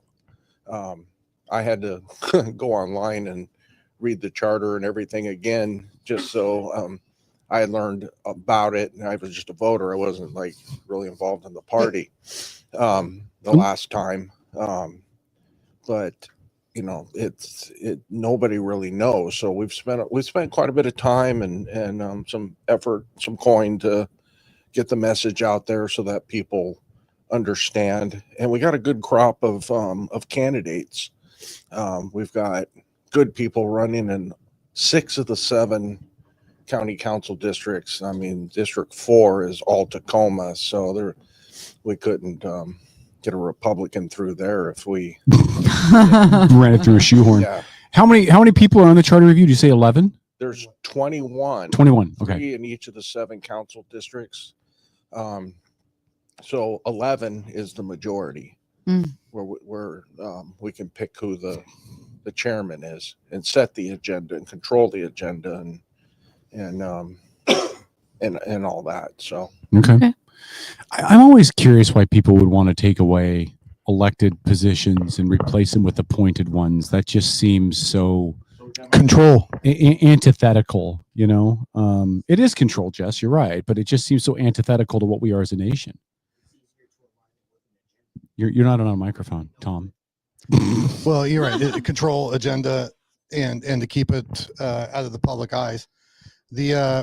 Interestingly, when I filed for the race, there was about 30 minutes left, and immediately upon filing, the city of Tacoma filed their chief lawyer against me, and then the county executive filed his chief lawyer against me with 5 minutes to go in the race. So they were that scared of me coming down. Oh, wow. But I appreciate you let me plug Barbecue to You, because we've got 3 council districts where they're pretty heavily rural. They're going to go conservative. But that gives us 9 members. And Dave just told you it'll take 11. So we were asked, Gary and me were asked to run to see if we could put some money into it. And we'll see. I mean, it's a hard run out there where I've got to run it, but we'll see. If people turn out to vote, if Republicans turn out to vote, if people that want to protect the sheriff turn out to vote, then vote for Gary and me, and we'll get the majority, and we'll go protect your rights. Richard Folden, who I don't know, he says he first time viewer. Richard, thanks and welcome to the show. He said he wrote a guest column in the Key Peninsula News that published yesterday, talking about the lack of deputies in the Key Peninsula area, and concurrently the Gig Harbor Peninsula and the rest of Pierce County. So, Richard, if you have a link to that and you want to drop that in the chat for people to find as well. I saw that article. It's well written. I'm glad that the local media is starting to cover it. It's becoming a problem. You know, I mean, just imagine this part of South Kitsap from basically Gorst south. That is probably about 3/4 the size, not quite 1-to-1 match for the part of Pierce County north of the bridge, bridge. So, but just imagine, so 3/4, add another 1/4 in size, and then imagine trying to cover that with less than 2 deputies. Yeah, that's what they're doing. And it's just and with their current staffing, their overtime's going nuts because they're having to pull people from the other part of the county to go cover a shift. You know. Yeah, one of my neighbors is a Pierce County deputy. Yeah, it's not easy. So, anyways, appreciate that. Wow. Yeah. By the way, Barbecue to You, this stuff's really good. Oh yeah, you guys like so this stuff? good. Oh my It god. might be be the best. I'm a barbecue snob, and it's good. Yeah, There you go. Yeah, it's I know the barbecues like their wheelhouse stuff, but their mac and cheese might be the best mac and cheese I've ever had in my life. I want some more. Oh, awesome. Yeah. Thanks for saying Might that. be the best mac and cheese I've ever had in my life. You want me to move? All right. All right. Thanks, Tom. Appreciate that. You want me? And you're getting ready to launch some barbecue, huh? And you're saying it's good. Yeah, you can't go wrong with barbecue and yeah, barbecue. Yeah, good stuff. So good. Yeah. All right. Oh, hey, I'm sure that'd be fun. It'd be, you know what? That type of friendly competition is exactly the type of stuff we need around here to try to get the community back involved and stuff. We're happy to do it. It's not Yeah. my fault Kevin's afraid, but we're happy to do it. Yeah. I don't know about that, Paul. You promised to cook off and you haven't delivered in 10 years. You know what? I've been challenged to a dance off several times. A dance and a constitutional quiz, whatever. Well, you guys were supposed to bring in questions for me and Bela to have Got the 'em right there. constitutional quiz. So, oh, you have them? Yeah. All right. Hey, so I'm gonna ask the hard question, and I'll let both of you guys go into this. And Jess, I don't know if you're gonna want to comment on this or not, or so. I'm not trying to pin you on nothing, but obviously the race that we're all watching up here is the race for the 26th Senate seat with Chris. I can't pronounce her last name. I'm going to try. And Michelle Caldier. Dave, you and I kind of butted heads a couple of weeks ago, just kind of on my opinion that she was in trouble, just based off of the numbers that we saw coming out of the primary. As we get down to the last final couple of days of this cycle, are you still as confident as you were when we talked before? How do you feel like this whole thing's going to play out? I feel very confident. Keep that right up to your mouth, though, so we can hear you better. Very confident that Don't let the baby oil make your hands we're going to slippery. be successful. The Democrats are incredibly worried right now. Mhm. They took their hit piece. I don't know if you guys have seen it. We were prepared for it. We knew that they were going to do something like this, but they took this guy and put out a website. I saw saying that. Conservatives who support Jesse Young think Michelle Caldier is a rhino, and they basically tried to force some kind of split between our party, moderates and conservatives. Well, we put out some mailers that, it was funny, as they were attacking, these mailers were going into people's mailboxes. And we've been making a lot of phone calls. We're getting a lot of solid, good feedback. I really do believe Michelle's going to pull it off. I'm not going to say it's not going to be very close. Then we might have to do some ballot rehab. Maybe. We're prepared. But yeah, I'm just as confident as when we did. We didn't butt heads. We were having fun. Yeah, no. I mean it with respect. Like, we just didn't agree. The thing I read today that involved Jesse was that, elect Alicia. Sorry, Beeler. I'm sorry. Elect Michelle Caldier, because then she'll go to the Senate and they'll have to appoint someone to take her spot. They're going to appoint Jesse because Jesse's a hands-on choice to be appointed. And I thought, but there's a lot of assumptions in that. Right. I mean, if Jesse gets the position he's running for in Pierce County, that's something he's committed himself to. If he even wants it, there's like 1,000 ifs in there. Let's just make some broad-based assumptions and then try to create some strife. Do you think it works, or do you think people are smart enough to see through it for what it is? No, I think we jumped on it. There's a lot of people that saw right through it. Saw right through the Democrat. Yeah, saw right through the Democrat attempts. I think it's going to backfire on them spectacularly. I really do. I think it has. I think we responded to it very well. Like I said, we've how many phone calls have we made? We got two different groups in our county that are making phone calls on Michelle's behalf, and our county council race and all that. And I mean, we've made a couple thousand phone calls just in the last several days to help out Michelle. And we've had our mailers. We've got quite a few text messages that are going out. I think we're responding very nicely.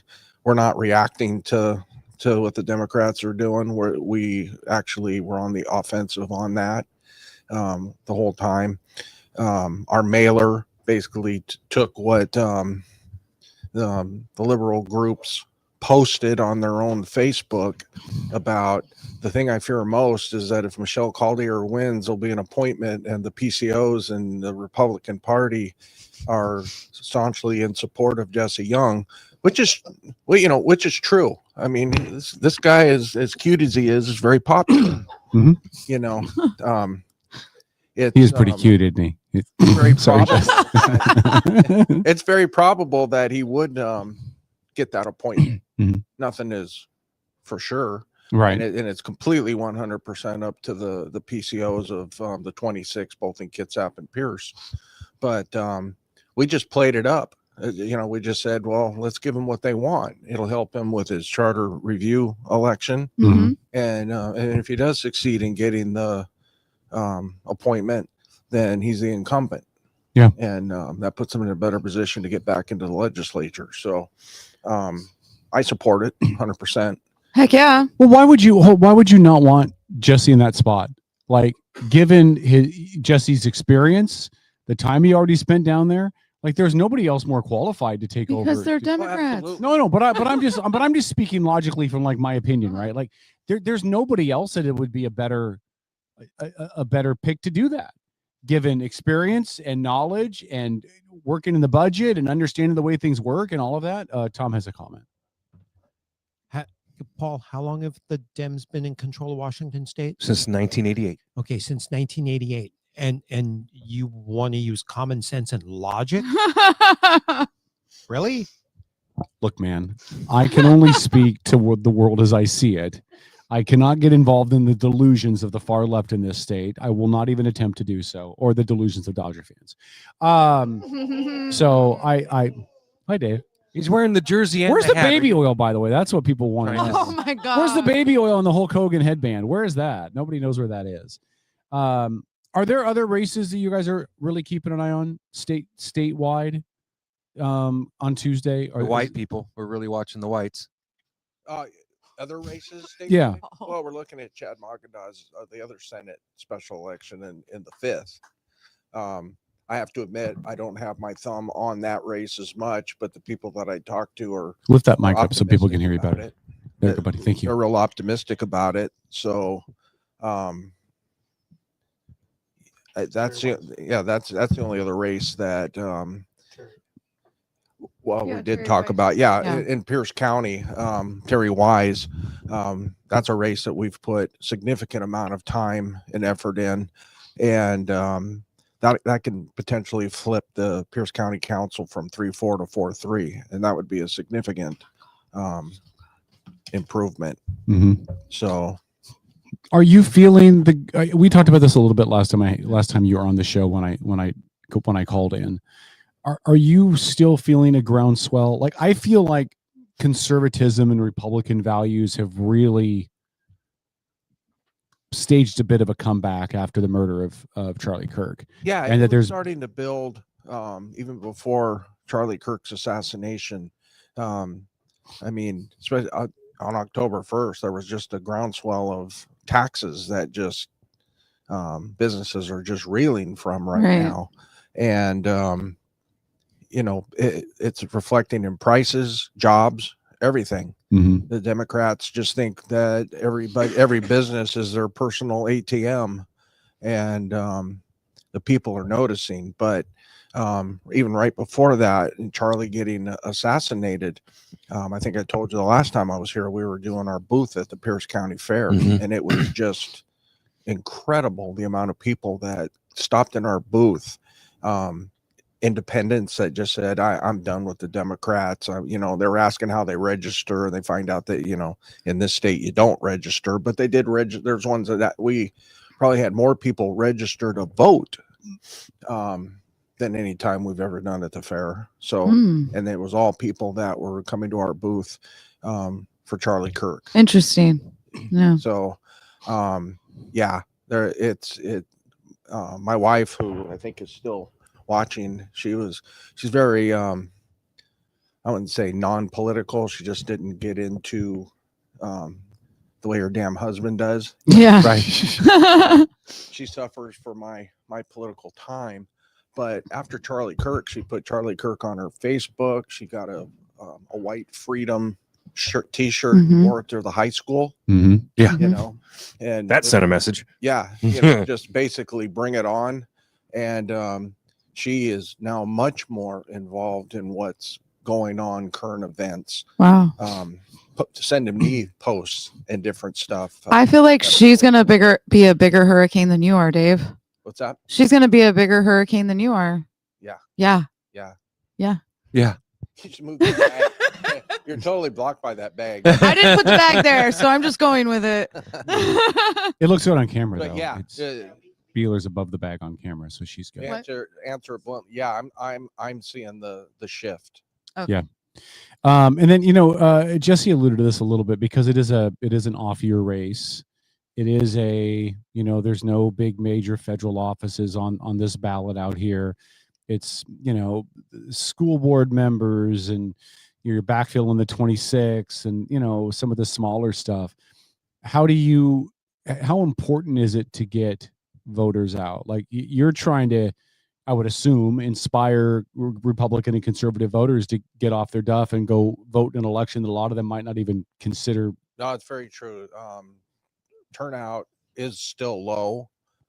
When you say low, 30% less? Oh, like 8. Last we looked, it was 8%. 8%. Wow. Good Lord. I turned my ballot in. County is notorious that starting tomorrow, our voter boxes will be overrun with people just wait till the last minute. I have never understood that. Yeah. Yeah. I never have either. Right. I mean, but let me explain procrastination. Yeah, Lisa said the turnout's going to be awful, maybe the worst ever. Gosh, I hope not. I'm really thinking that it's because everybody was enthralled with the World Series. Oh my gosh, Dave. Yeah. Did I mention the Dodgers? You know what? Yeah. No, I don't think you mentioned them at all tonight, Dave. No. So so I think that they just been preoccupied. So now they'll go ahead and celebrate by turning in their ballots. Yeah. Rick That's said exactly what's going to happen. Rick Dave. said that he looked online earlier today and the Kitsap was at about 16% for turnout so far. But still super positive. I mean, less than 1/3, no, less than 1/4, no, less than 1/5. This I can do math moment brought to you by the Dodgers. Okay. I don't envy your guys' jobs, right? Like in a presidential election year, I think, God, that's got to be so much fun. You know what I mean? Like we're in the middle of it. Everybody's talking about it. There's all the press, all the news, all that, right? But on a down ballot year when it's mostly kind of minor races that a lot of average people aren't paying attention to, like I feel like you guys have both got to just work like 100 times harder to get 5% of the results you'd get in a federal election year. The apathy is just mind-boggling at times, but we're working really hard on that actual get out the vote. Being that it's low turnout, if we can effectively get 3,000 or 4,000 more people to vote, that's going to change an election. The primary with Caldier in the Senate, it was like 104 votes. The votes matter. Yeah. So we're working really hard to get those get voters engaged there. In the county council in Pierce County 5, it's traditionally been a blue county or council district. Yeah. But we only in the primary lost that one by 3,000 votes, and the campaign didn't get really going. So it was just kind of a faltering campaign in a primary. It was that close. So we've spent time doing the math, figuring out just how many more voters do we need to get on top of the ones that always just don't vote in the primary and they just vote in the general.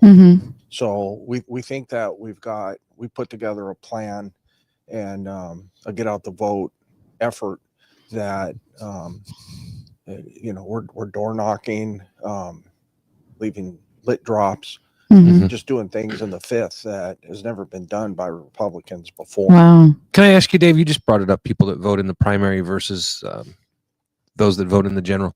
Do you have any kind of idea what that percentage look like? Is it like 20% of the people will vote in the general election, but only 10% will vote in the primary? Yeah. I mean, the overall numbers are usually, 6 to 8% higher. Okay. In a typical election.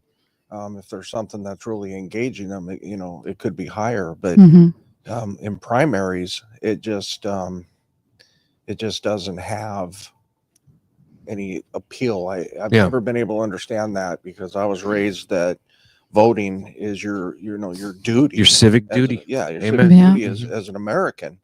So I vote every single time. But there's just some people that just, let them figure out who the, because open primary. Yeah. Once I got the 2 down, then I'll figure it out. But then a lot of them just aren't educated. One of my busiest times is when ballots drop to election day, my phone blows up with people asking questions. They literally don't know who to vote for. And I get blown away when I get ones that say, well, should I vote for Michelle Caldere or this Deb person? Yeah. And you're like, did you read the letter next? Just clarify, you're a Republican, right? Oh, yeah. So I'm just like, wow. Well, Michelle Caldere, and I mean, I've had people, what about this charter review? What about these candidates? And it's him, Gary Parker, and Pat over there. And I'm just like, really? You don't know? And you're a Republican? Wow. Oh, it's the same Jesse Young. Yeah. There is only one. There can be only one. And I'm like this great Democrat that gets to vote like 50, 60 times. I'm literally over the phone or texting. There's a joke in there, folks. Yeah.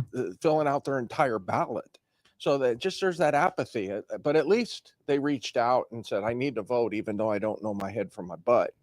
And they trust me. So, And clearly have your phone number and still didn't know who Jesse Young was. Right. Yeah. No, it just Jesse, you need to that's not the go apathy away where anymore. there are just some people that just don't know. Yeah. It's true. Good people, they just too busy with their lives. They just don't get involved. And part of that's because politics has gotten so damn ugly. For sure. Some people I just don't want to deal with it. And I mean, wouldn't you agree with me though, and equate some of that to the fact that in Washington State it's been controlled by the Dems for so long that there's kind of apathy 'cause understand. It's like, what's the point? Yeah. But We get that a lot. Yeah, a lot. I do think that this off year and then next year will really be a barometer at how things have changed. So you're in the Kevin camp on that then. Okay. And that's fair. I get it. You got any thoughts on that? Yeah. Do you want the microphone? Jesse, you just need to come back on the show like every month or two, like just ongoing, so people remember who your name is, because we have a huge millions. Oh yeah, Massive. millions. And millions. I think in all due sincerity, we've made it pretty clear. We can move about 10, 10.5, 11% on the spectrum. Yeah, they did actually with the show. So I'm proud of that. Yeah. By the way, before you answer the question, I just want to point out, Dave, it's this woman named Patty in the chat. I don't know who that is. She said, Dave, your phone blows up 24/7.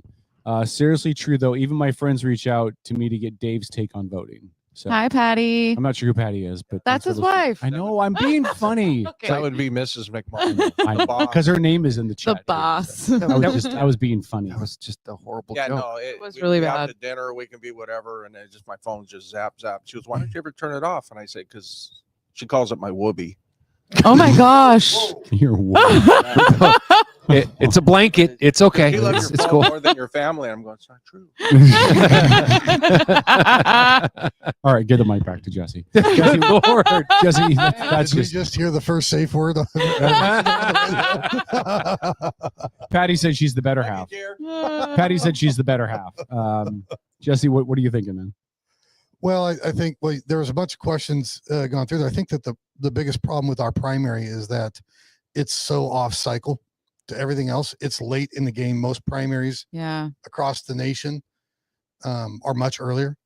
And because it's so off cycle, it doesn't get a lot of media coverage. And a lot of people running their average everyday life, doing a 9 to 5, coming home, fixing dinner for the kids, watching a couple shows, maybe going to bed, coming back, if they don't hear it on the news. And so the news just doesn't cover it a lot, especially if you're watching cable news now, you're getting more of a national slant. So the primary just doesn't get it. And that's why you see a bump in the general, because everybody nationwide is on the same general. So, right. Well, and also and to piggyback on that too, with our primary being so late, sometimes it feels like it's a foregone conclusion. Like now it's we've already heard what everything else nationwide has been saying. So why would I even worry about it now? It's after the fact. It's kind of written in the sand now. That is a very well said point. The reality is that, like in a district like the 26th, the most amount of variance you'll ever see from a primary to a general is about 2.7%, which was good for Michelle because she was within inside that variance. Historically, if you go out and you do that type of variance, and I get in trouble sometimes among the right because you get a bunch of elected people or consultants that are 2-bit and don't know statistics and probabilities and couldn't pass a class in it if they tried, wanting to quote statistics and polling. But the reality is, if you've really gone through that type of academic rigor and understand how bell curves work, how probabilities work, you can get a good read for what races are really at play. And the 26th has always been one of those races. It's why it's so expensive. And Michelle does have a legitimate shot of making that ground up. And the data is ordinarily on her side. I can't say that it's on her side right now just because it's such a low turnout. When you shrink the numbers that far, it throws off your normal curves. Right. But historically speaking, in the 26th district, she's within the range where you could make that up. She and I in the past have both moved near the top of that range in our favor. It's just that when we hit the primary, we were already up and then we moved more up. But the historical precedent is there. And so Michelle can pull this out. And if Charlie Kirk, this amount of turnout compared to the primary is shockingly low, at least on the Pierce County side where I've been focusing my efforts. And that could bode well because the variances that we've seen, we're doing a lot of work to, I was asked to try to chip in and help out with that county council race for a gentleman named Terry Wise, because it would flip the Pierce County Council red. And so we've been putting a lot of effort there. And the amount of returns that the Secretary of State is giving in that race over the life of when the ballots were mailed have been dramatically close. It's shocking. No. There was one spike on Wednesday evening. It was either Tuesday or Wednesday evening of this last week where they bumped up a little bit, but you're still talking hundreds, not thousands, which is what you normally see. And so that could bode well for us. We'll see in our race, with the Tacoma aspect of it. Gary and I were 16 points down.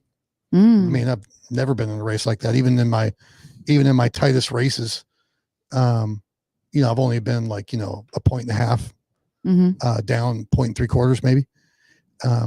So to be 16 points down, but then again, I've got North Tacoma, but it's a low turnout race. So what we endeavored to do is try to turn it into a different play. And instead of playing in the margins where you go for persuadables, which is really what Michelle's job is. Yeah. Michelle has to win a bigger percentage of persuadable voters so that she can get that swing towards the maximum of 2.6, 2.7%. If she does, she wins the race.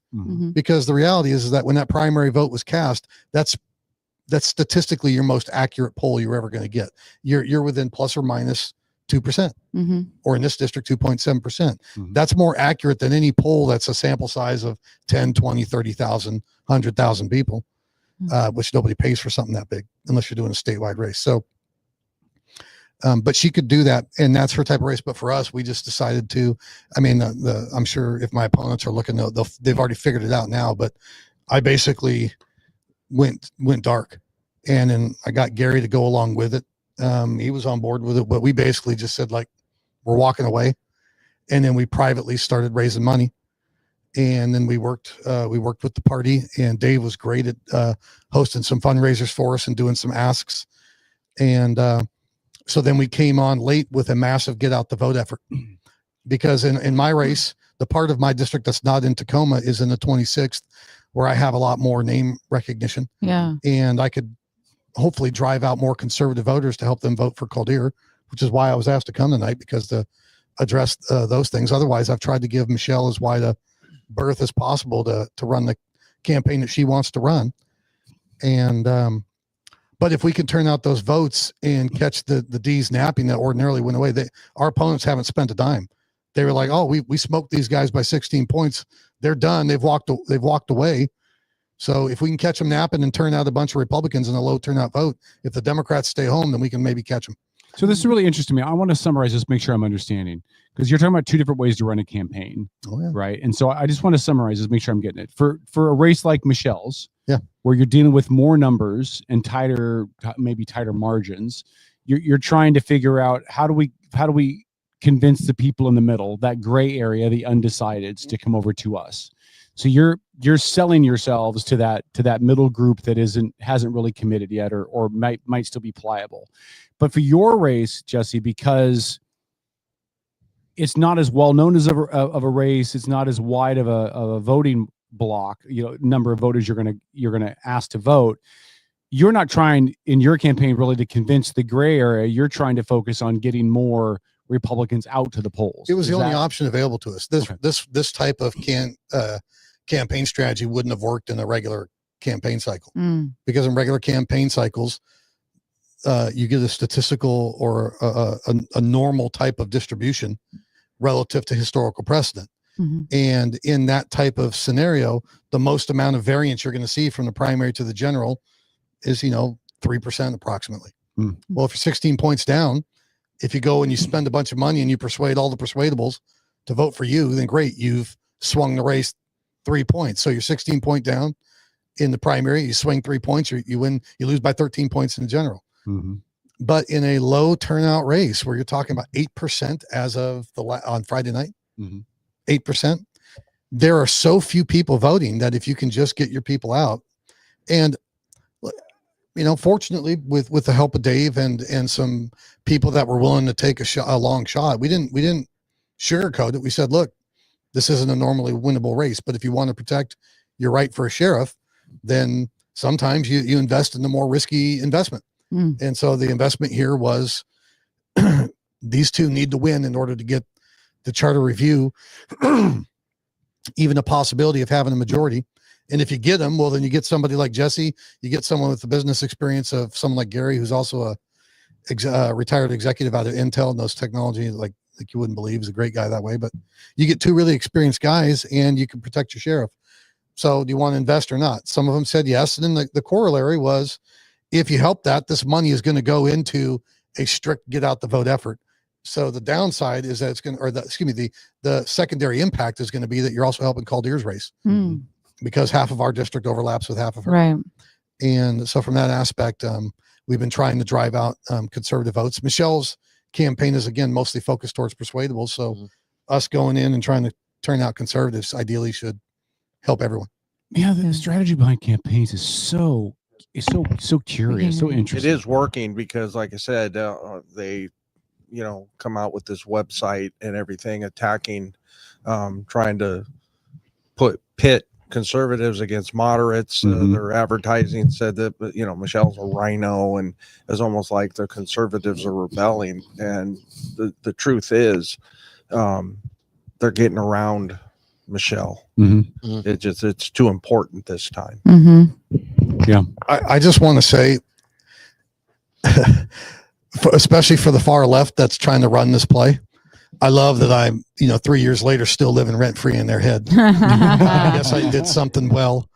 I think that the advertisements that Dave started putting out, the mailers that were going out, if we can convince a conservative that would ordinarily maybe not identify with Michelle or just not feel motivated enough to open their ballot and turn it in, if I can get them to vote for her, because they might think they get me back, which it is a possibility.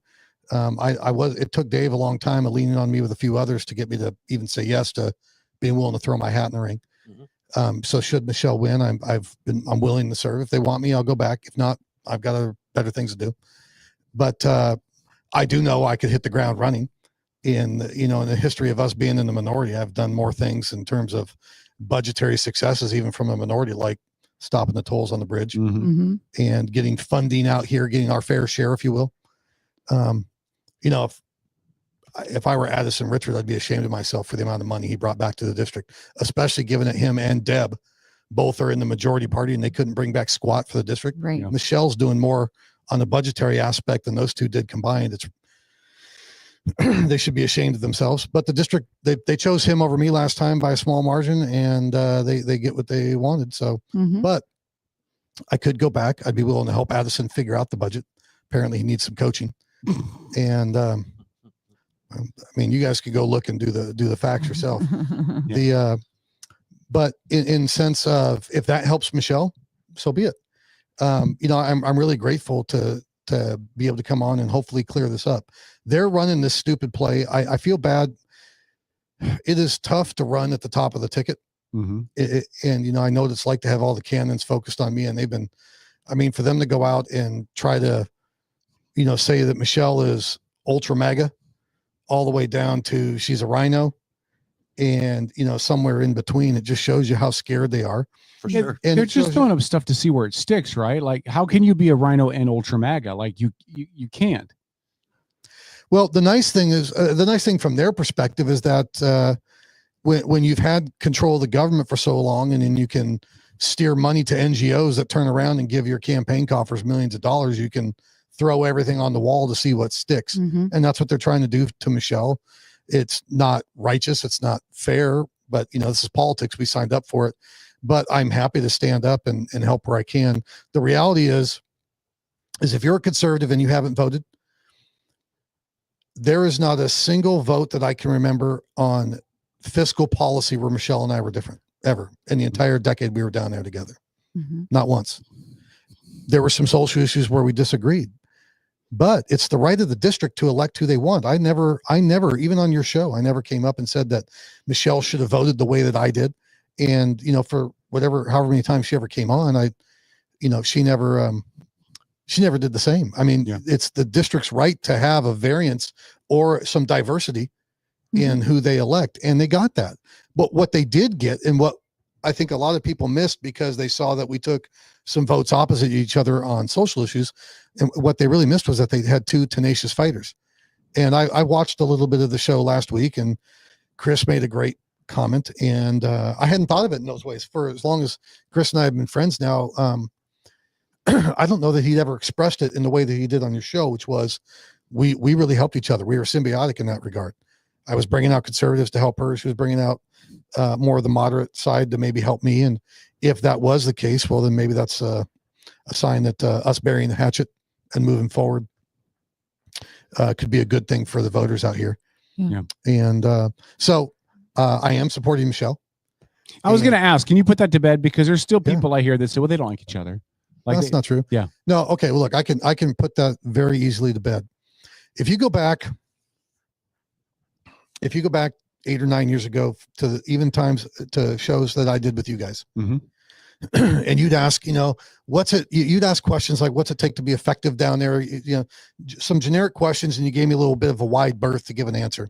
You go back and you look at those answers, and you will find that I consistently said that the number one thing to limit how effective you are down there is if you take offense at things. And you might remember me saying some of these things. The reality is after I started getting really attacked reputationally for, you know, these baloney arguments that somehow I was hostile, despite all the evidence to the contrary and no proof. And even though the ethics board cleared me of all that stuff, it was something I'd never experienced before in my life. It felt like I was wearing a scarlet letter, even if it was self-imposed. And I got really guarded. And in the time that I've had off, I had time to contemplate why Michelle and I weren't able to bury the hatchet sooner. And the reality was, going back to the points I made early when I came onto your show, was I started to take offense at certain things. And that included some things that I perceived were offensive that Michelle did. But the reality is as a Christian man, I'm imperfect, but as a Christian man, you know, we're called to potentially turn the other cheek in certain situations. And that's probably, I know that faith is a big part of your life and a lot of you, but I wish the church did a better job at exploring the lessons for when you're supposed to take offense versus when you're supposed to turn the other cheek. And the reason why the church misses it is because it's not written in chapter and verse. It's demonstrated through Christ's example, through the Gospels. And if you do any type of real deep dive study, you'll find that every time Christ was insulted or personally attacked, he turned the other cheek. But if somebody attacked the truth principle that he was standing up for, then he went hard against them. And unfortunately, I failed in that regard. Once I got offended, and once I started getting beat up in the media, and I kind of clammed up and just kind of tried to protect myself, I guess. Again, there's no preparation for that type of stuff when you're getting smeared in the media. And so I kept the fences. I justified them from a worldly perspective. And so to answer your question, and to anybody else that's out there, is it real? Look, when I finally got freed from that, had some time off, got a chance to be a dad again and my kids, and just go back and love on my wife and my family, and not have to deal with some of the rat race down there, I realized that I had made a mistake. And it doesn't matter whether I felt justified in the world. As a Christian man, I'm called to bury that hatchet. So I went to Michelle and I asked her to forgive me for those things. Unequivocally, she did. And after that, it got a lot easier. I hope she believes me. I love her just like I love you guys. And I wish that I had been better in the moment, but I'm a man, and I was wounded, and I made those mistakes. So I've owned up to them. I've apologized to her. I've forgiven her, and I don't have that offense anymore. If I go back down, hopefully I'm better prepared to avoid taking offense again, because I know that I'm going to get called names. But I can tell you this, Michelle is a tenacious fighter.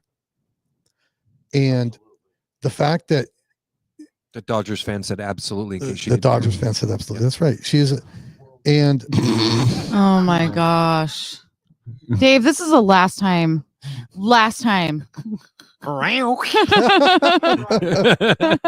Yeah. Let me just say I know. Go ahead.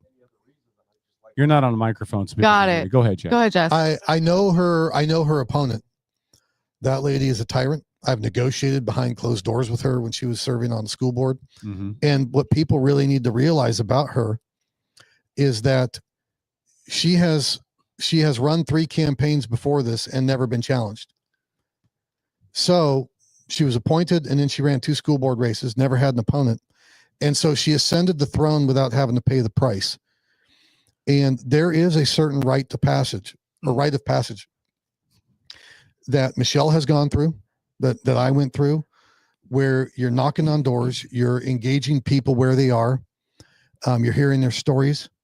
You're hearing their hurts and their pains. You're trying to empathize with them. You're getting rained on. You get dogs chasing you. You're getting sweated out of your clothes in the middle of the summer. Mm-hmm. And as you go and do that, 2 things really start to accrue through that rite of passage. You become humble and you start to empathize.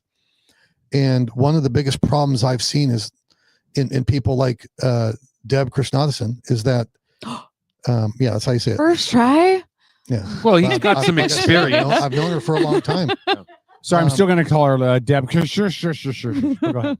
Well, I'll make a point that will maybe tie into why you can't say her name.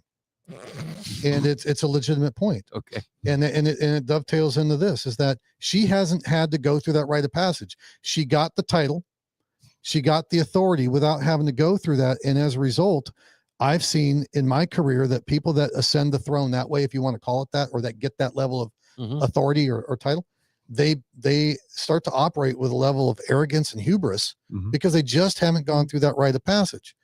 Michelle has gone through that rite of passage. She doesn't quite a few agree times. she doesn't agree with everybody.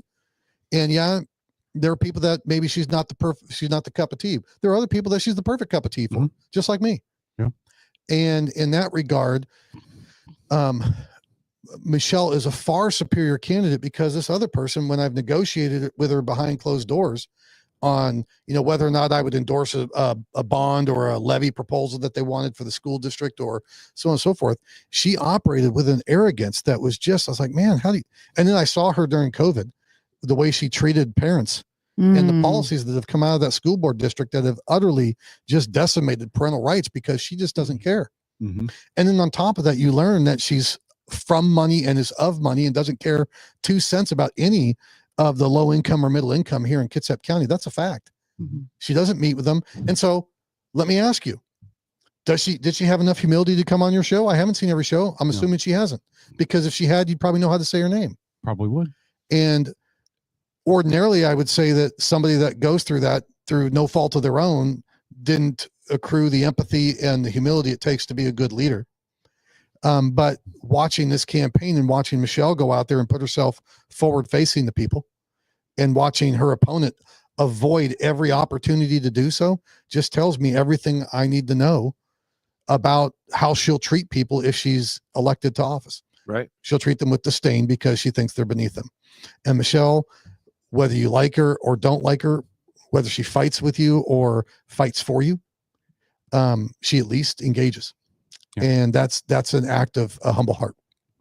We have to wrap this up. I'll let them get there. Hold on, Jess, before you give them the mic back. I just want to tell you that this is why I absolutely love you. And I mean this man to man.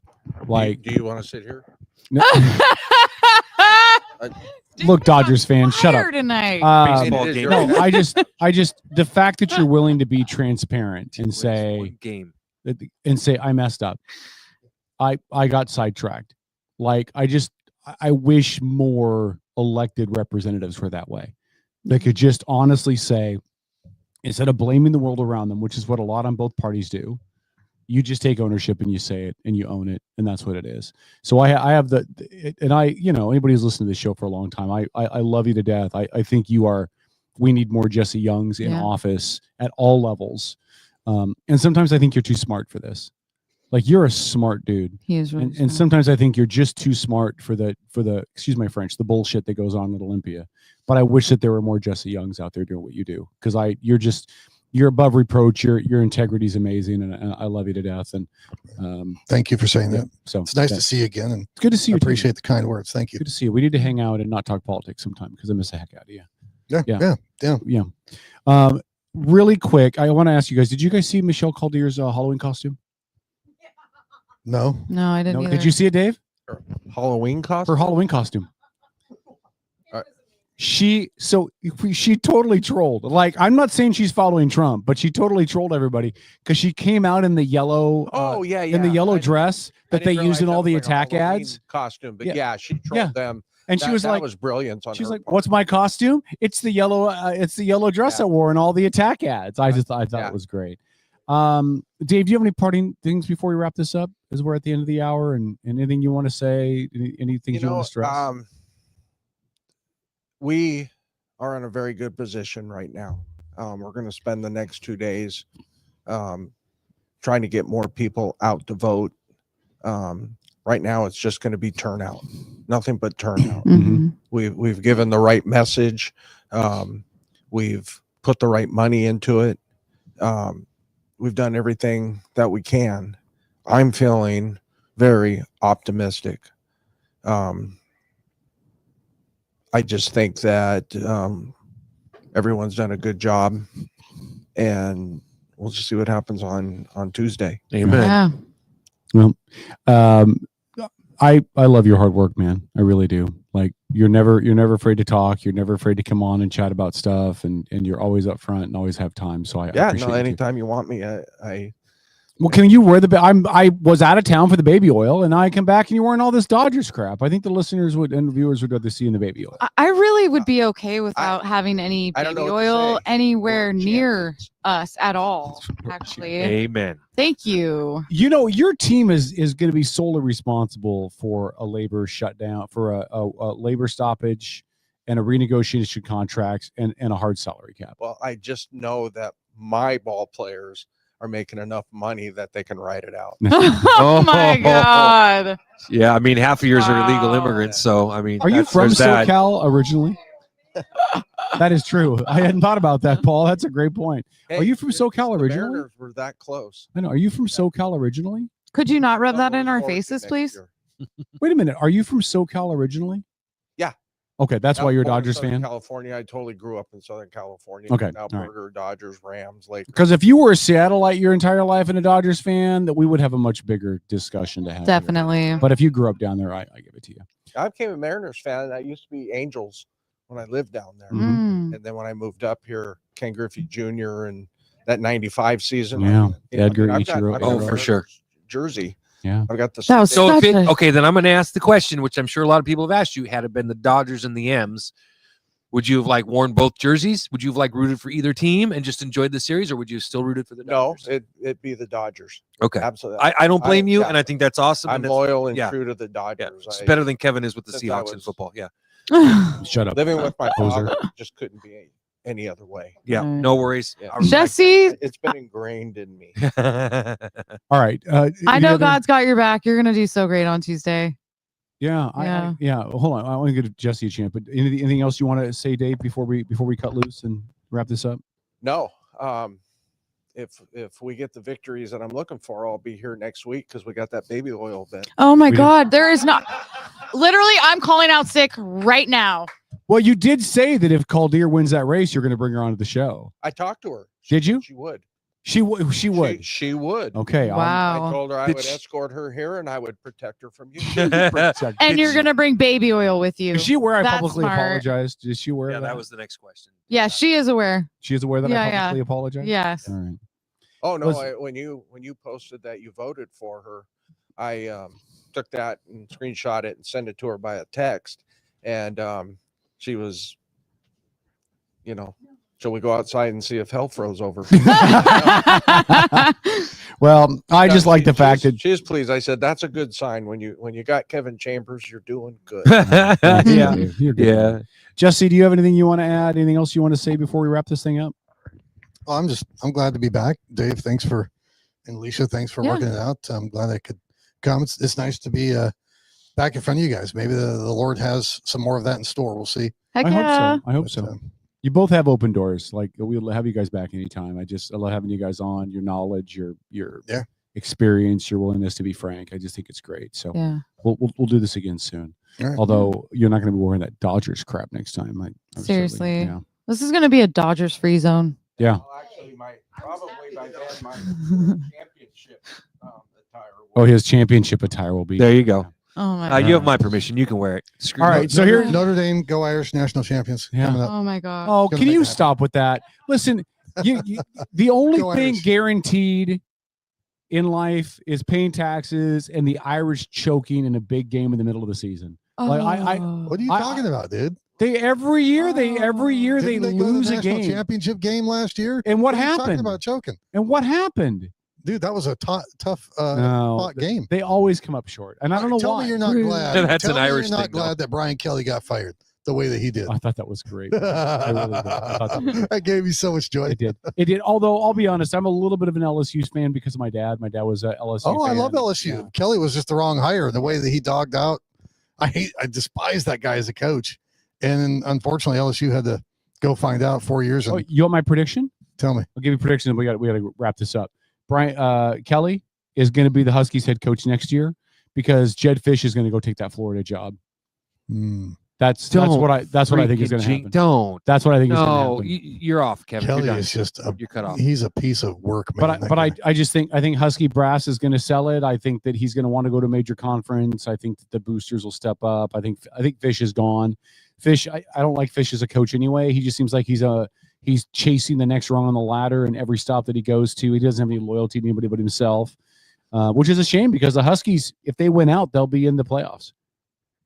And they've got three. Yes, they will. No. If they win out, they will be No. because they have three very winnable games, and then they have a game against Oregon. If they win all those, they'll be in the playoffs. So there you go. Because they've only got 2 losses right now. They got 2 losses to But they're not going to win. They're not Michigan gonna and win Ohio State. Those are respectable losses. But those two teams are at the very least are going to be representing the Big Ten. Yeah, and so will the Huskies. No. You watch. You watch. Guys, great to see you. We love you guys. You too, Yeah, brother. good to see you, Jesse. We love you guys. Good to Good see you, talk. Dave. All right, we're gonna take a break. When we come back, we will. We're actually gonna make our predictions on. We're gonna talk about our picks for the Caldeer Deb race, and yeah, we'll do that and some more. We'll also get into football picks way later, but more coming up. It's Outlaw Radio Network, outlawradionetwork.com. Thanks for checking out the show. We're back right after this. Say that you're a big shot. You know that don't mean squat. Yeah, speak about the recipe. I'm not gonna choke on that no more. Take it or leave it, not gonna believe it, or maybe we'll see it one day. Chasing that tail, cementing some rail, maybe we'll see it someday.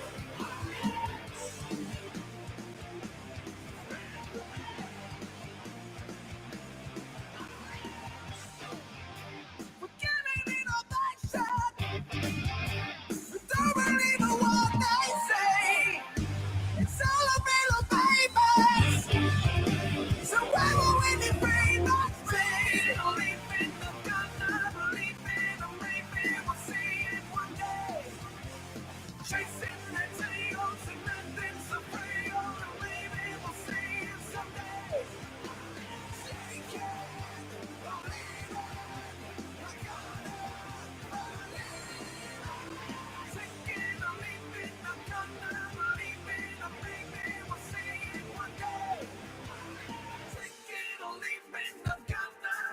maybe we'll see it one day. Chasing the tails and nothing so frail. Maybe we'll see it someday. Taking a leap in the gun, maybe we'll see it one day. Chasing the tails and nothing so frail. Maybe we'll see it someday. Maybe we'll see it someday.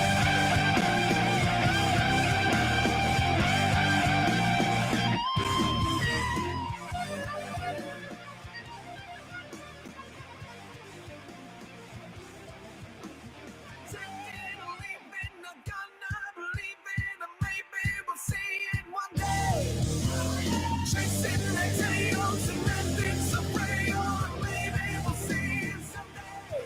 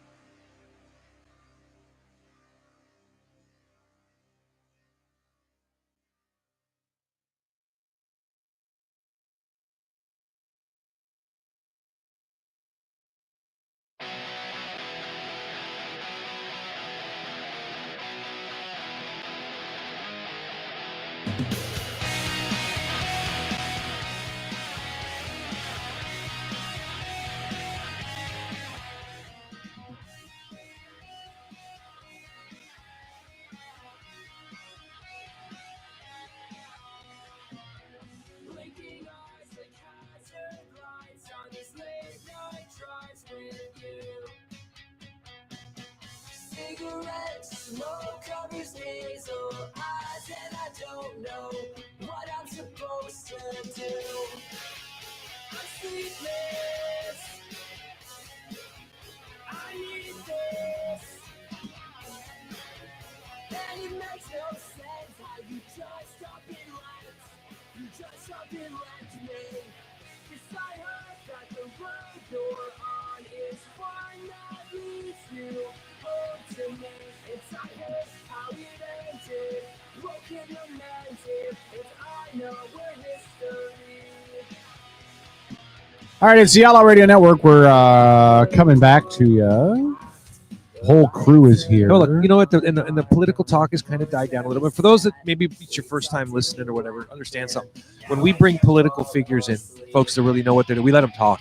Yeah. It's important for them to be able to explain things you're not going to see in the newspaper, you're not going to see on Right. TV in the news.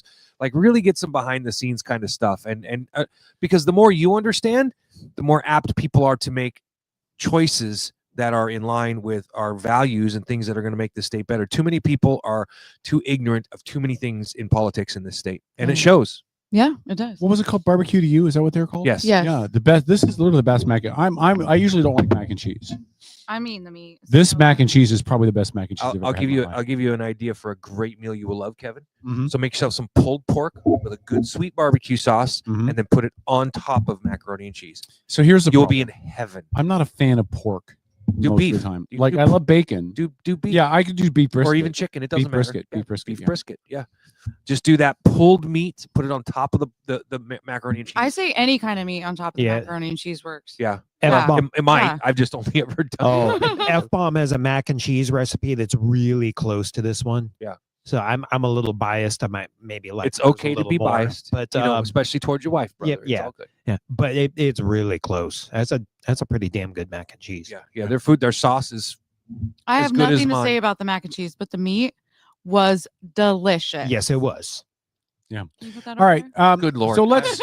So let's have this conversation really quick. I don't want to spend a lot of time on it because we did a lot of local stuff. But You want me to take your drink too? I do want to ask this question. And Tom, we'll start with you. Uh-oh. So Caldeer and Deb, who wins that race? while I was listening to Dave and Jesse talk, I got a lot of the backstory that I haven't been hearing about, and with numbers that low, God, I don't know. Play along. I'm going to. I was going to expound on that more. Yeah. Give it to us, Tom. If I'm not mistaken, isn't the stereotype Democrats vote early? Yes. And Republicans tend to vote late? Yes, sir. With that in mind, I mean, if there's a big push to get out and get your ballot in at the last second, maybe it goes Caldier's way. Fair. I don't know. Just because the numbers are so low. They are. Yep. Okay, so again, I'd like you to make a pick. I just did. Yeah. Caldier. I think just based on stereotypes of how Democrats typically vote and how Republicans typically vote. Okay. Lori, since you're over there with him, Lori, do you have a pick? Who do you think wins? Sorry. We have two people in studio with us that actually ran for office. How cool is that? Wow, it's great. Yeah. Both lost, but nonetheless, they both ran. So I think it's awesome. Wow, Paul. It's a cool level of experience to have. Right? Glad we could help you out with that, Paul. Yeah. Boost that welcome. ego. Yeah. Thanks. I was feeling really great about it. It's the only two women in here. So, no men in here had the balls to run for office. That's exactly Ladies did right. it. You guys did it. Yeah. Tip my hat. Make you kudos. Well, I'm a federal employee. I can't run for office. Stop hiding behind that. No, I can't. I can't. I mean, it is part of the hat check. Blah, big deal. I can't run for partisan office. Right. It's against the law. So you could run for nonpartisan. But I don't want Sorry, to run for nonpartisan. did you get to make your pick yet? Or did No, they just no. keep talking over you? Yeah. Yeah, I love Yeah, when they do that. honestly. Yes. So for me, it's a little bit different. I really like the social media campaign that Caldier has really ramped up in the last 2 weeks. Just did a good job, huh? Yeah. But I was going to vote for her prior to that because the other candidate threw campaign stuff on my front porch. Oh. Just threw it? Just threw it. Wow. Way to garner votes, huh? Yeah. Here's some trash of mine. Pick it up. I mean, I get it that I have an 80-pound German Shepherd puppy that sounds ferocious, but is wagging his tail in the window. But I mean, didn't even get off of the sidewalk onto my property. That's almost cheating. Wow. Seriously, Yeah. to me, that's like cheating Yeah. because you Yeah. didn't go ask the person if you could put the stuff there. No. You just tossed it on their lawn and expected them to put it up. Like, Yeah. that's pretty presumptuous. Yeah. Yeah. That's So that's almost where- like the landscapers that throw the card with a rock. Yeah. I get tons What of is those that? too. I get tons of those. Ugh. Or they'll knock on my door and at least say, hey, Well, that's better than throwing a rock Right. in your yard. I Well, know. and if you're worried about landscapers doing that, there is an easy solution. So you just got to hook up one of those alarms like what I have at home, which is like it's solar powered and operated, so it goes off of movement, and you can put it on. You can set it to play whatever you record. Oh. So you just have to record "Ice Ice Baby," and they will never be back. Oh my God. Y'all know it's funny. So, Laura, Right now, who are you your minds picking? are all I'm thinking. picking Caldier. You think Caldier Yeah. wins? Okay. Yeah, I think she'll win. All right, Beeler. Who do you think is going to win? I'm Not who do taking you want a to win. different perspective than those two. I do think it's going to be Caldier. I Those think two. it's going to be Caldier because she has the respect of a lot of people in the 26th already. And so I can't see most people switching their votes away from her just because now she's running for the Senate. Mm-hmm. So I think it's going to swing in her favor. Like, they said turnout, all that is going to be a factor. It always is. Mhm. But I can see her doing it. Okay, Paul. I think Alicia and Lori make great points. Tom almost made a point. He got close. It was like premature, but he finally got there. I think that we have no idea who's going to win. But I'm going to pick Caldier because I want her to win. Yeah. And that's what will satisfy me. Right. Deb Christian is and what Jesse had to say about her is something. It was stuff that like you don't 99% of people have no idea about, right? So that was really powerful what he said about her and about how she negotiates and how she does her behind the scenes stuff. I can't say this all encompassing, but and frankly, I think Democrats in Washington state, though, that's their playbook, right? Because they're so used to being in control, so used to having the power in this state and being able to do whatever the hell they want. And I think there's a lot of assumptions that go along with that. And, to Jesse's point, it's time for a bit of an ego check, right? So I hope that Michelle Caldier wins. I voted for her. I'm pulling for her. And I hope she pulls it out. Yeah. Okay. So I agree with all of you that I hope that she wins. Right, I hope that we get a little balance out of the Senate. I hope that we can pull this thing a little bit closer to a 50-50 swing. I hope. Well, was this about who we want to win, or was this about who we think? No. I'm just opening my I'm opening my conversation with who I hope to win. Okay. I hope that she wins. I don't think she's going to. I heard what Dave said. I know it is a small number election. It's an off year, all of that. The numbers out of the primary still scare me. She had a big gap to make up. A lot of people don't vote in the primary. No, I know. But I'm just saying the gap in the primary scared me. The fact that Michelle Caldier should have had better name recognition than Deb, and that she didn't do better. So I actually think Deb probably wins. Again, this is not me advocating for Deb to win. I don't want her to. But if I'm being honest and say who do I think's going to win, I think Deb's going to win. Now, that being said, I've not had a great track record of picking some of these really, really close races. So hopefully I'm wrong. But if I had to pick, I think that Deb wins. All right. And this will be one of those few times if I'm right, I'm not going to come in here gloating next week. Yeah, you will. No, I won't. Yeah, because, you will. No, because I'll be You more. don't lie. I'll be You're more fibbing. sad than gloating. You're fibbing. I'll be more sad than gloating. Sad for two reasons, right? I'll tell you exactly what it'll sound like. Go ahead, Kevin. You don't get Dave with baby oil. Well, one, I don't get Dave with Michelle in studio. Oh, okay. That would make me sad. I'd like to bridge that divide a little bit, right?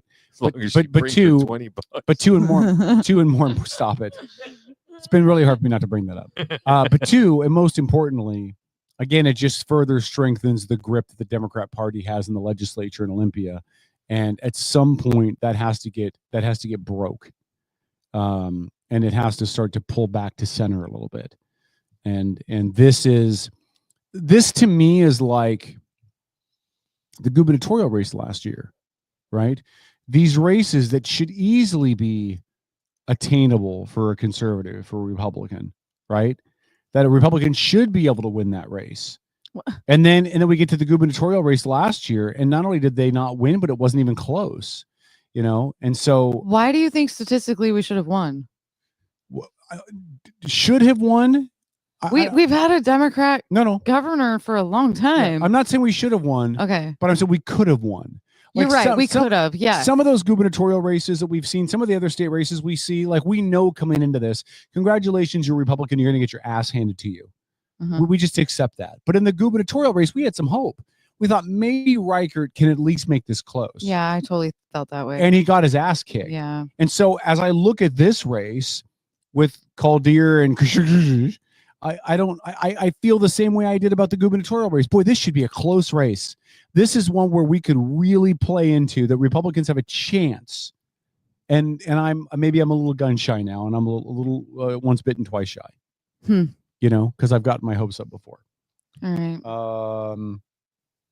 So yeah, it is what it is. I guess we'll see next week. We will. No, we'll see. We'll see Tuesday. I'll be home by the time the polls close, and I'll probably go on and do some live video stuff. Maybe we can all jump on together at 8:15 or so. I'm going to a play in live. Seattle Tuesday night. What's that on Tuesday night? On Tuesday, we'll just do a Facebook Live thing together, and we can conference each other. Yeah, in Tuesday I should be fine. Tomorrow, You boys have fun with that. Oh, And tomorrow Lori. I go visit my mom. But Do you? yeah, Tuesday. Yeah. Tuesday I should be free in the evening. Yeah, I mean the numbers should come out about just after 8 is when they should post. So maybe we'll all just kind of do a group 8:30. chat if you're available. Huh. Obviously democracy is important to Beeler, but not as important as going to a play. So that's What okay. the- That's okay. You just called it a democracy for one. What the hell are you talking about? Yeah, it's Wait, not I'm sorry. democracy. Our It's a constitutional republic republic. is important to Beeler, but not as important as going to a play. I'm sorry that my best friend bought me tickets to a play for my birthday, and now you want me to just skip No, you that? should have been like, it's election night. Hello. Oh my goodness. It's an off-year election. I'm not that invested. And Get see- the fuck over yourself. And now what you've learned is even Beeler doesn't care about off-year elections. I do, but not to the point where I'm going to give up my birthday plans. Okay. So I I'm can not- join you guys. I'm not going to give up anything to So- protect the sanctity of our electoral system. Some stats, Go Mr. ahead. Chambers. Yes, ma'am. Okay, Kitsap County, we have 201,244 voters that are registered currently as of Wait. October 31st. 201,000? Are you serious? Yeah. In Yeah, that's Kitsap County? a lot. That Yeah. seems high considering isn't the population Because none of them Kit- vote. Well, hold on. Isn't the population of Kitsap County like 250,000? Yeah. But that's so you're going to tell me that less than 50,000 of those are They under all 18? live over here in the 26th? No, I'm just Oh. saying Kitsap Oh, County. Kitsap County. But, again, Kitsap County. but follow me for a second. So you're saying 201,000 voters, Mhm. Huh. but we have 250,000 people in the county. So there's only 40,000 minors in this country. I don't buy that for a minute. I want to know how many illegal voters are registered in Kitsap because now that number makes me wonder. We're probably closer to 280,000 Yeah. in the county. Hold on. Okay. Ballots returned 40,302. We have 20.03% ballots have been returned in Kitsap County. Okay. Tom, you're right, by the way. According to the 2024 numbers, Kitsap County Tom, you're population of right. 281,000. So I'll it's say it 80, again. 80,000. Tom is always right. Oh my gosh. All right. Go ahead with your numbers, Lori. Sorry. Well, that's all I've got. So overall for the whole state, we have 5,381 voters. 797,072 have returned their ballots Mhm. for a total of 15.63%. And what was Kitsap County's Higher than percent? 20. 20. So we're higher than 0.03. normal out here. Yeah, we are. Yeah. Okay. That's good. So people are paying attention. Hopefully Well, that that's- means something. Well, that's probably because of the You're right, of Lori. the Senate race. Thank you for that's a really good point to make about people paying attention. Hopefully, it does mean something. Yeah. I mean, no offense, but people who did a rally a couple weekends ago, I don't think they got the turnout they wanted. Yeah, I did hear that. It was just a rumor. Yeah, I happened to drive through. I forgot about it. Drove through. That's how big it The was. four Like, corners. yeah, she's of like, the I didn't even know. I Mexican forgot what was restaurant. happening. Yeah, over by the Mexican restaurant, and for every car honk, I would say the average was 3 to 4 flipped fingers. Mhm. You know, the birds. Yeah. Really? Yeah. You oh, God While bless I you was for waiting telling in me line. that. I just no. I appreciate you giving me that visual. It was fun. Yeah. Right. Rick had a good point in the chat. There are likely a number of people counted as Kitsap population who vote elsewhere, like the military. Well, yes, there are a lot of transient people here from the military. Yeah, and they vote in their home states. Paul just said Yeah. there's a lot of trans people in Kitsap County. Not no. Now, if you go down to Portland, you might run into a problem with trans Tifa, but up here, not so much. Really, nobody's gonna laugh at the trans No, Tifa joke. no. Y'all suck. Tough Well, crowd. Tough crowd. Is it really a joke? Because that is No, a new. it's not. It's a new label for the media. Trans Tifa. Trans Tifa. Yeah. Yes, because There's lot a of whole nother part of. Yeah. Antifa. There's a whole lot. If you follow the group of independent journalists that have been down in Portland reporting on stuff, a large percentage of the Antifa individuals down at the Portland ICE facility, I'm not talking about other areas, but at the Portland ICE facility are actually trans people that work in the sex industry. Huh. Okay. That according to a couple of the local reporters that have dug deep on who's Antifa down there. Do we have to label everything? Yeah. All right. I seriously feel that way. I'm so tired of it. Everything has a label. How do you refer to something if you don't label it? I'm a boy. I want to identify as a billionaire. I think the Well, there's a label. difference between what you're referred to as or called, right? and how you identify. I think the labels matter when it's significant. You know what I mean? Like if Like your 90 flat butt Kevin. like if 90% of the people hold on, no, I'm trying to back up your point, you douche waffle. Take it If 90% of the people that show up at the ICE headquarters are LGBTQ trans folks, then I think that becomes significant, right? Not a good or bad for trans people, but what does that connection represent, right?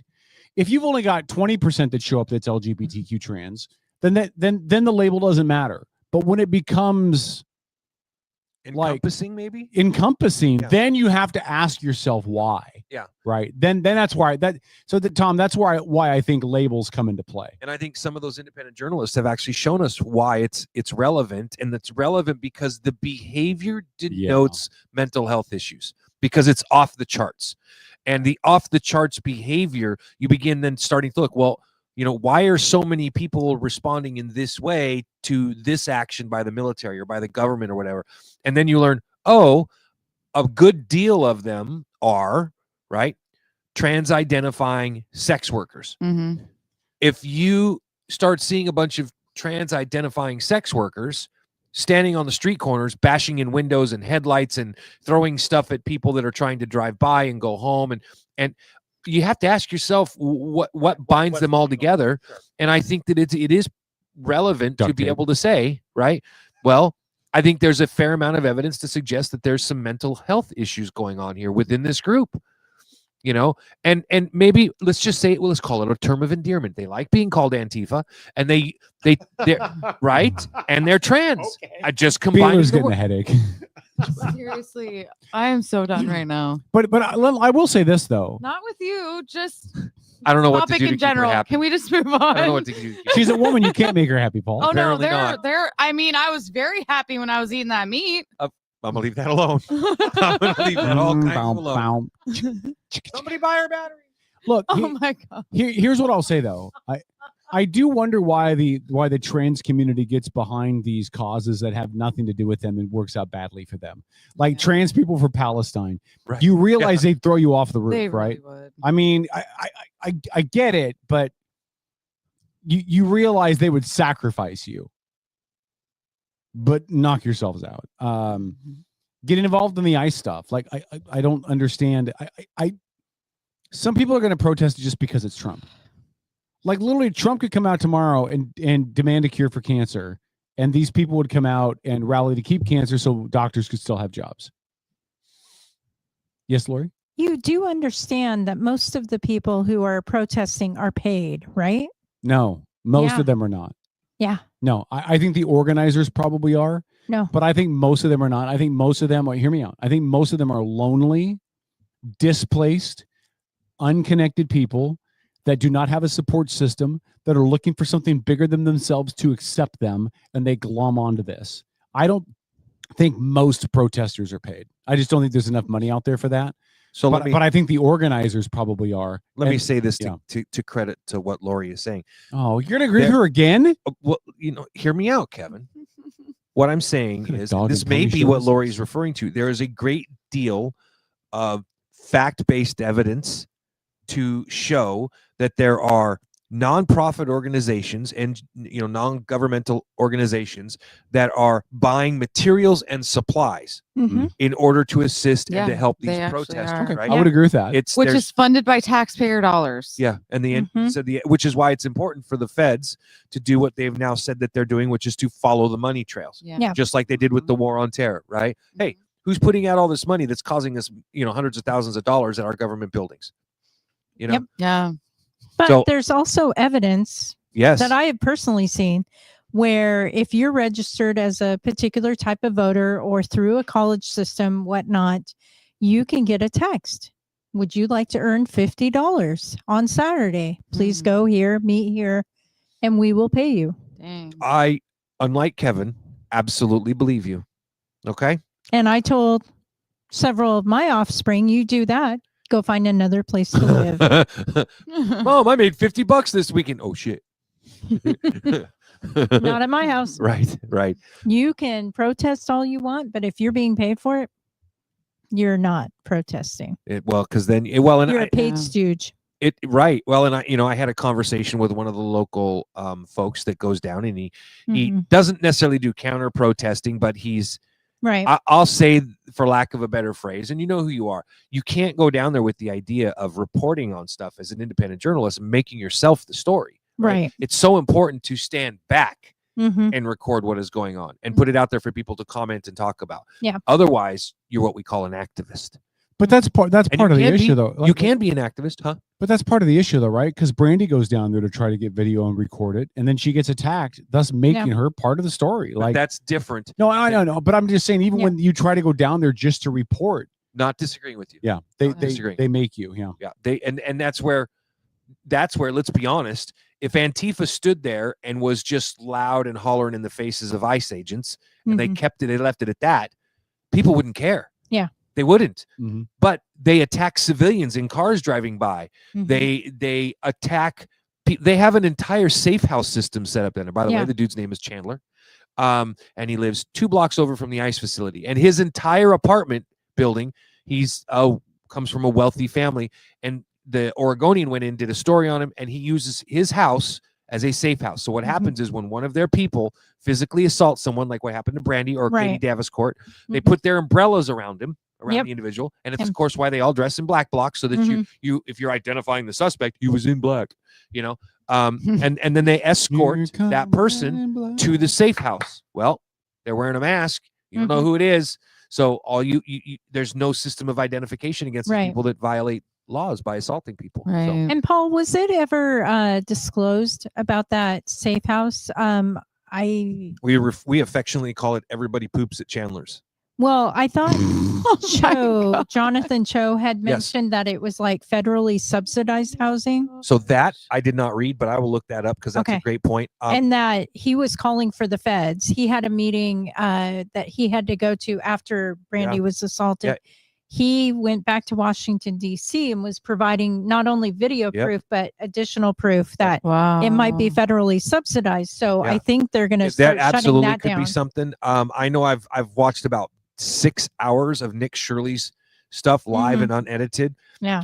From Nick being down there, and I appreciate what Nick is doing. He's, in my opinion, he's doing it 90% the right way. And which is far better than almost anybody but Brandy that goes down there, right? He's doing his best to not allow his personal politics to get injected, and he's trying to have friendly conversations with the Antifa members and stuff. So he's doing a really, really good job. And I would tell you, if you ever want to watch somebody and give your $5 a month to somebody, consider giving it to Nick Shirley, because he's very young.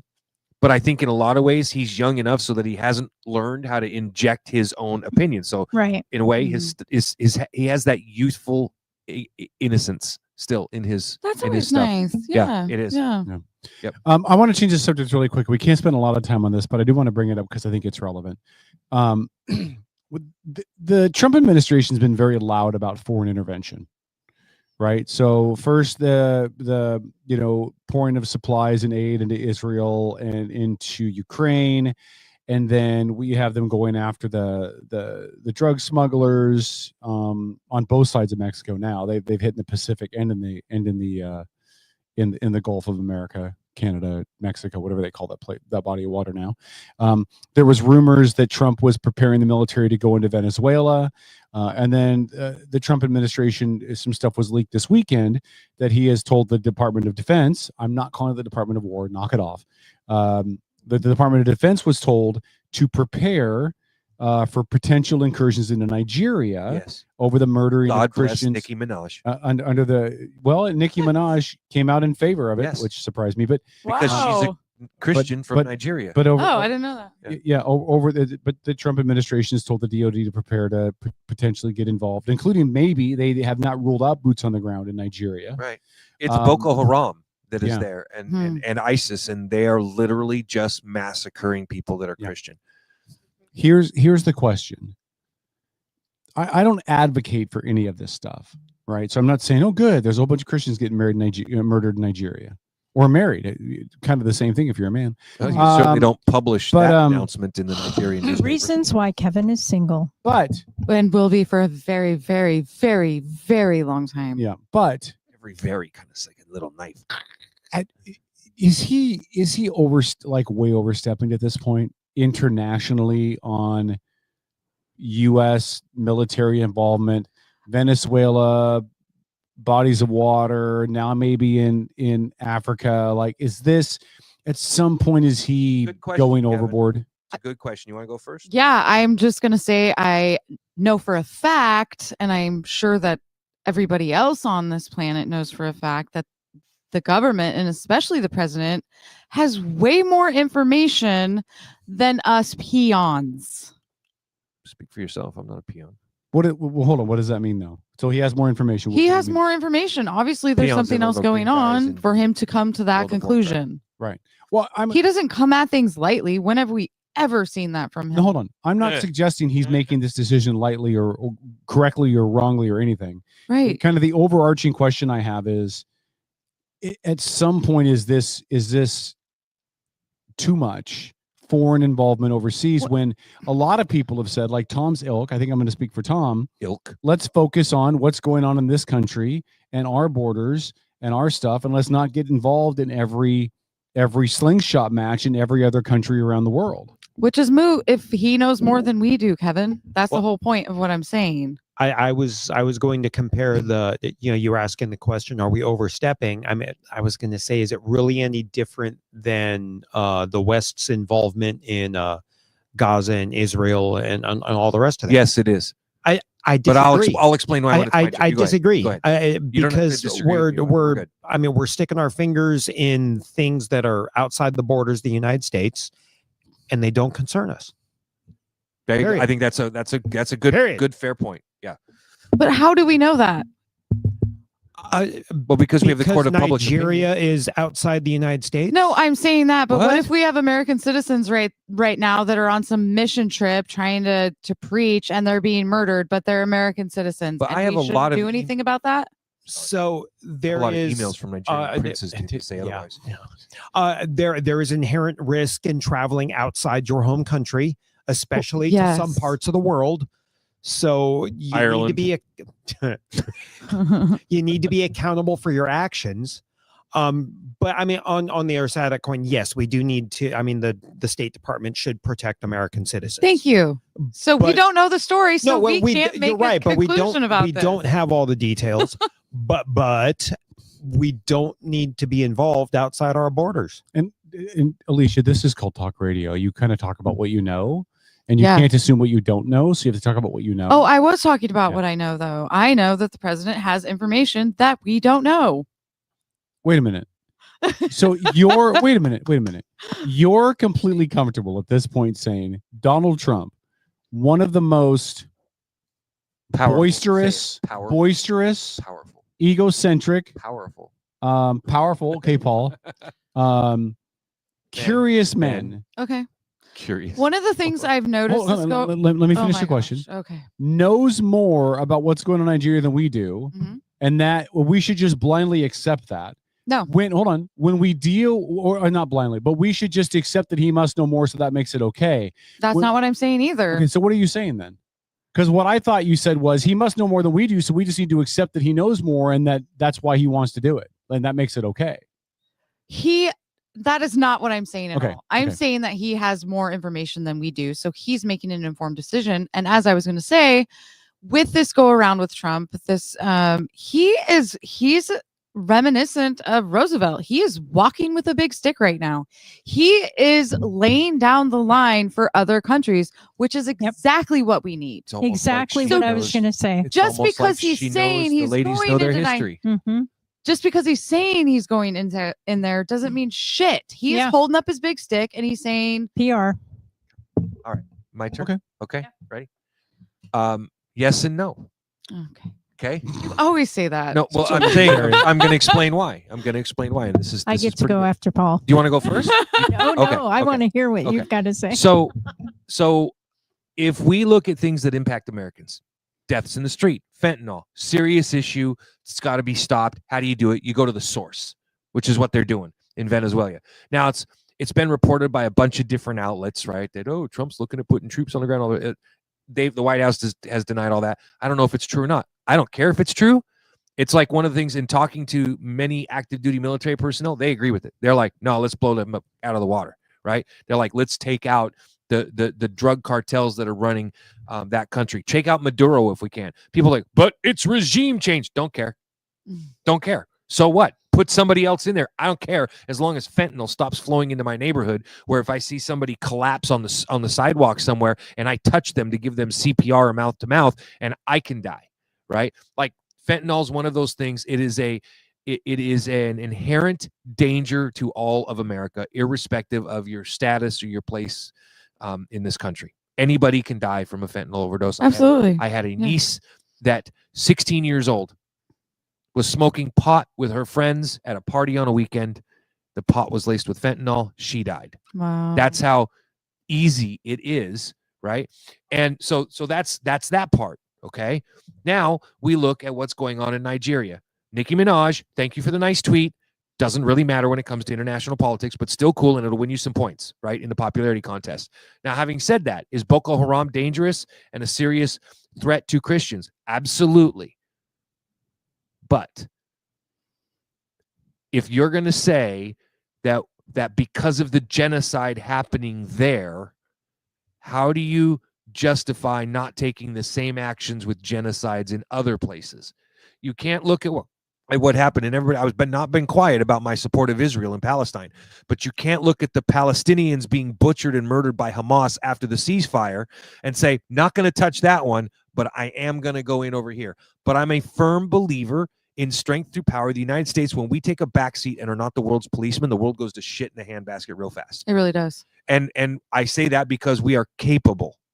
Like, bad people stop doing bad things under the threat of us stepping in, right? Mm-hmm. I mean, look at Maduro and his people down in Venezuela. They're shitting in their boots right now, right? As they should. If you're Boko Haram and you get word through the wire, right? Hey, the Americans are looking to come in here because you fuckers are doing stupid shit. You fucked around and about to find out, right? If you're Boko Haram, you're like, here's my retirement papers, Like, I'm out. You're not gonna mess with the United States military, right? So sometimes just the threat will do it. My only issue is that if you're Donald Trump, I'm all for it, man. You see this stuff, this evil, nasty, terrible stuff going on. Send in the fucking United States military everywhere you see it. Everywhere. But don't pick and choose just because one group is Christian and one group is not. That's my issue with it. But it's okay. It goes right back to my point. We don't know enough about the situation. Then tell us. I hate to. Oh my God. Right? But I hate to say this. It's not going to come out for a while. I'm not going to rely. I understand what you're saying, Beals. I don't know why they skip you. But here's the I know, part. they always do. Yes, They always Lori's do. next. Sorry, Lori. That's okay. Yeah, I'm It's just okay. frustrated right now. Yeah. But here's the problem. Hold on. Here's the problem. Is it? No, Lori hold on. I'm responding directly to what you said, and then Lori can talk. The problem is that it's a drug deal. you're saying, well, the government knows more, the president knows more. He's acting on an informed decision. You're simplifying that so much. I am. That but, is not but- what I'm saying. But here's my problem. How many times has the government lied to us to justify getting involved militarily into places around the world because it suited an agenda and an objective that they wanted to achieve? I need to go back. I need to go back no further to George H.W. Bush, and let's go into Iraq and deal with the weapons of mass destruction when there was none. We ratcheted up international conflicts in Panama, in Korea, in Vietnam, in the Dominican Republic. All we did in Vietnam was send a Navy ship out to sea and then fake an attack. But okay? but my point is to just think that a conspiracy? No, it's real. it's real. The Gulf of Tonkin incident. By the very ship sitting down in the okay. harbor. Yeah, right yeah, there. yeah. And so for me, right, I have to ask myself, does it make sense? Can we argue national security in Nigeria? There's not a fucking chance. Now, Venezuela to me is different. Venezuela needs to be dealt with and dealt with quick, okay? Because they are funneling tons of drugs. And they're harboring tons of drug operators down there. So, and I firmly Got about believe 6 less boats. I firmly believe in the Monroe Doctrine, Yeah. which says you deal with the Western Hemisphere. Fine. Yep, sink them in international waters. Stay out of Venezuela because it's an act of war. Well, then it's an act of war. The Venezuelans are not going to overthrow us. But Nigeria is a different continent, a world away that we have. There's no national security interest to be met in Nigeria. There's just not, Lori. But that's where you're wrong. Okay. Okay. Yeah. Because you're looking at national security interests. We're looking at big stick. Yeah. It's a PR campaign. Absolutely. People don't want the U.S. military on their shores. Okay. And so that's Well, there's where no they're shores going in to Nigeria, but okay. whatever. Landlocked. Okay. What Their an land. asshole. I know, right? It's landlocked country. I'll send you not- some dude. Now I'm wipes. double checking to make sure there is. Oh, fuck, I was wrong. They do have a coastline. Damn it. I didn't know that either. Damn it. Pretty sure they had shores. They do have Anyways. shores, yeah. My bad. Anyways, And not only that, but we have U.S. citizens that are being harmed. And how many times have we had U.S. citizens over in Africa, in some country, they get killed, and it's so sad. Yeah. And we do nothing. It's terrible. Do nothing. I was in because we don't have any interests in what we can do. Yeah, there's no money, there's no minerals that we want. I and all was of so deeply on a deep soul level Mhm. affected when I did my 2 weeks in Uganda. Mhm. Because while I was in Uganda was when the whole Hotel Rwanda, when the massacre, the Tutsis and the Hutus got massacred. Mhm. And in large part over, genetic differences that didn't even exist, like the size of people's noses and stuff, right? Yeah. So these were tribal massacres that went on. And I remember sitting there going, why the hell isn't the United States coming in and saving these people, right? And I watched President Bill Clinton at the time do absolutely nothing and sit on his hands. And I don't believe the United States, Nicolas Cage in the movie National Treasure made a comment about stealing the Declaration of Independence. And he points out, he's like, the world is such that when the people who can, they must. Yep. Yes, it's an open-ended statement, but it's true. The United States has the power and the ability to be the world's policeman. I know some people hate that. Tom, probably top of the list. And I understand why. I'm not faulting you at all for taking, but I believe that when the United States is the world's policeman, the world is a better place. That's my feel on it. Okay, but Yeah. I'm not done. Go ahead, Lori. She's not Go done yet. ahead, Lori. Go ahead, Lori. The other thing is economically, I'm not done. You forgot the 3 snaps. Sorry. Anyway, There's her batteries. economically, it makes sense, right? Because you've got the neocons who really, really, really are hungering for a war, and the whole military industrial complex, right? They want war because why? It helps. Yeah, it helps their profits, but it helps our economy. The other part of it is they salivate. It gets the Wall Street markets going. Woohoo, let's keep going. But the other part of that economy thing is, we might need to upgrade this, or we might need to do this. It gets Congress back to the table, because what's going on right now? Our government is shut down. Right. Our economy is grinding to a halt. So if Trump is taking these actions, people like Patty Murray are going to get a little pissed off and be like, hey, we got to get back into session. What the F is going on? We got to be. That's a really good point. I think a lot. Trump is running this whatever. Yeah. And now we've got to put a stop to his power. And that gets everybody back to the table. Can I? If you're right, hold on. If you're right, I'm okay with it. This is all about big stick stuff. Yeah. I'm totally okay with it. Yeah. But the thing that scares me is every time we put the military in somewhere and we don't decisively deal with it. Yeah. We create power vacuums that make the issues worse. Yep. Look at Iraq. Yep. Look at 100% Afghanistan. right, yeah. You know what I mean? So if we go into Nigeria and FAFO in Nigeria, and then we just kind of back out and leave it alone, it's going to make it more of a hot spot for Muslim extremists and people that hate America. So that's my concern as well with Nigeria. But again, if it's big stick, more power to it. Trump can bloviate as much as he wants to. I'm Right, fine I with that. understand. But if we start putting boots on the ground in Nigeria, like, Would it be worth it to you to put 1,000 U.S. troops on the ground in order to go in and wipe out Boko Haram? Remember, that's the same group of people who kidnapped 31 teenage girls years ago. And Boko Haram, They're bad operates dudes. primarily in the countryside, Yeah. outside of the cities. Yeah. Jungle warfare. Bro. Yeah. okay, I'm going to answer it this way. I'm going to say no, and I'll tell you why. What have we constantly said about Ukraine? Ukraine needs to be taken care of by European nations that are around them. Completely different situation. That's a European issue. They're capable of doing that too. There are tons of other nations in Nobody Africa. in Africa is. No. Well, but again, that's not my fault.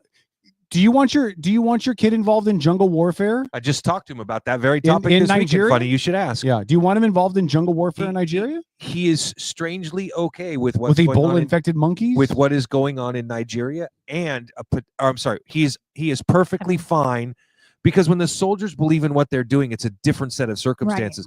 They believe in the strikes against Venezuela, and they do adamantly believe and have faith in that they would be doing the right thing if they went in and wiped out Boko Haram. They believe in that. They believe that that's part of their mission, because a lot of soldiers, when they sign up, they're like, we're going to be, we need to be the world's policeman. We make the world a better place because we're on the side of good and light. That's exactly right. Yeah. If it does happen, it's because we need to be better people. I mean, you're No, a but practicing that's Christian. awful Kevin. naive, though, Beeler.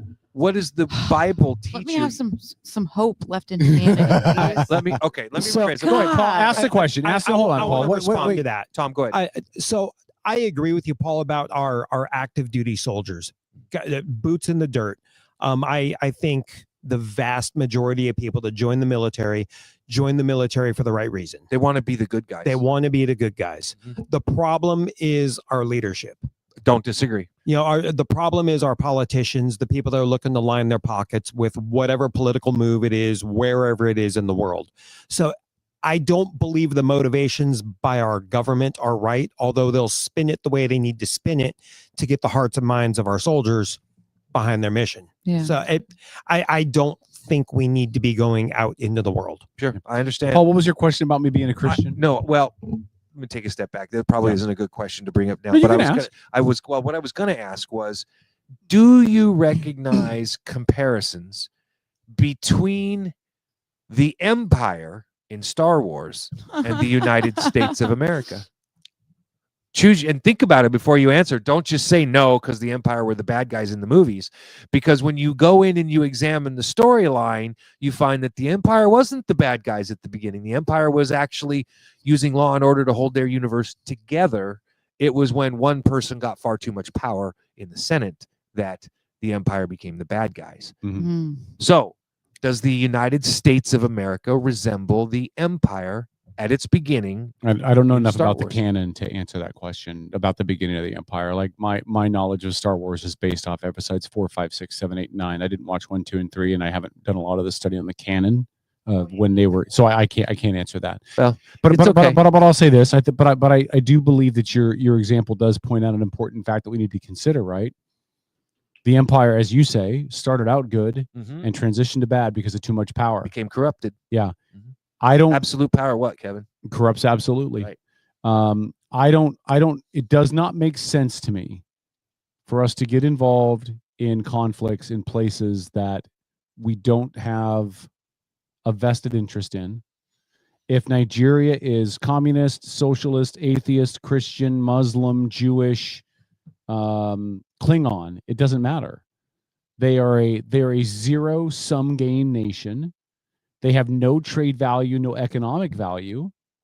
They are just what they are. So we can't, in the immortal words of the Hamilton musical, if we get involved in every revolution, where do we draw the line? You're right, Kevin. But I have some very smart people in this room for me. So let me rephrase the question in another way. Okay. Okay. The world today is much smaller than it was then. Even the Monroe Doctrine or whatever, it doesn't matter. The world today is incredibly small. You can fly to anywhere in one day. So you can be anywhere. You can have any piece of information at your fingertips in an instant, right? The world is much, much smaller. So why do we limit our thinking to saying, well, if it's not within our Western hemisphere or within our sphere of immediate influence, it's not our problem? Because little cancers become big cancers. Right. So if we leave Africa alone, how far does it spread? We've seen the cancer that was ISIS or Al Qaeda. Right. We've seen, let's be honest right now, like have a hard thought about yourselves. We have towns in Texas that are intentionally being run by Muslims who are openly stating we will rule the United States and we will do it with Sharia law. There are parts of England right now where a white Christian is told to not go. They've lost control of their own country. And it's the same thing in Germany and other nations in Europe too. Parts of Detroit. Yes. Yeah. Absolutely. France, Minnesota. Paris. Yes. Yeah. So my point is if we continue to take the attitude that these countries are not our problem because they're not close to us, I think we're inviting disaster back, which gets back to my point of the United States needs to be the world's policeman because we can. And because of our system of government, in theory, we can be trusted to do it, right? I mean, there aren't any other countries that are capable of doing it that have a system of government that allows them to do it and still be the good guys. Mm-hmm. Yeah, Donnie says Dearborn, Michigan. Yeah. My response to that, and we'll get into football picks. My response to that is using your logic, we would then get involved in any scenario like this anywhere in the world. And we are not a nation right now with the manpower, ability, agility, staffing,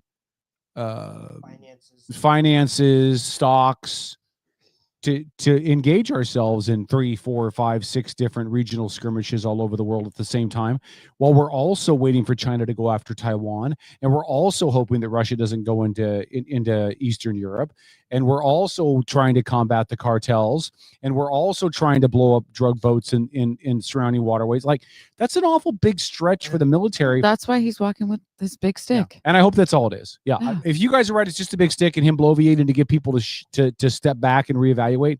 Totally cool with it. That's exactly what's happening. I hope so. But I'm also thinking that he should send in U.S. troops into the ground in Gaza as well, and put an absolute stop to this Hamas bullshit too. Okay. So that's my take on it. I'm not opposed to that because I think that there's a geographical national security issue in Gaza with Israel. For those that are listening right now, Beeler's crying. You're seeing why Beeler's Crying. a single woman and Kevin's a single man. I just Rick point that said. out. Rick said, we bailed on Afghanistan twice. We bailed on the Yes. Kurds twice. We bailed on the South Vietnamese. We start out good, but we don't have a good track record He's of right. staying. Yeah. And 100%. that, as I said, let's create another power vacuum in Central Africa. But and that then comes pray down that doesn't. and I think Rick would probably agree with me on this. What do you, Kevin? I mean, it depends on who your leadership is. Like I hope to God, like the biggest thing that turned me off from ever supporting my government the way that I did when I was younger was being in the Gulf War and watching what happened to our Kurdish allies after the war. We abandoned them and they ended up getting gassed to death by Saddam Hussein's the gal that was whatever, I don't even remember her name, But don't we have to accept, Paul, though, that yeah, you have to accept me. that no matter what, a Republican is not going to be in office forever. And because Donald Trump because Donald Trump is the one that would start this, the Democrats would run on let's end this. And the minute let's say I'm right and AOC wins the White House. Yeah. Or another Democrat wins the White House. Or another Democrat wins the White House. What have we achieved? Why don't you just come out of the closet Hold on, and listen. acknowledge you're a Republican now? But hold on. But what has been achieved then?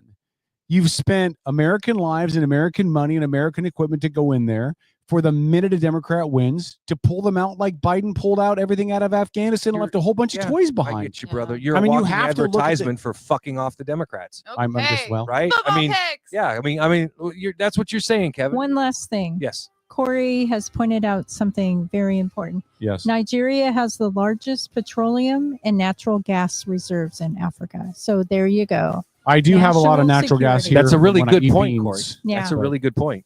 If I eat beans, I manufacture a lot of natural gas. If that's the That's case, why I don't ever sit by you. yeah. Oh, I won't listen. For the listeners that don't know this, I used to fart a lot during the show. Used to? I will not do it. Still. I won't do it when Beeler's next to me because she will clock me.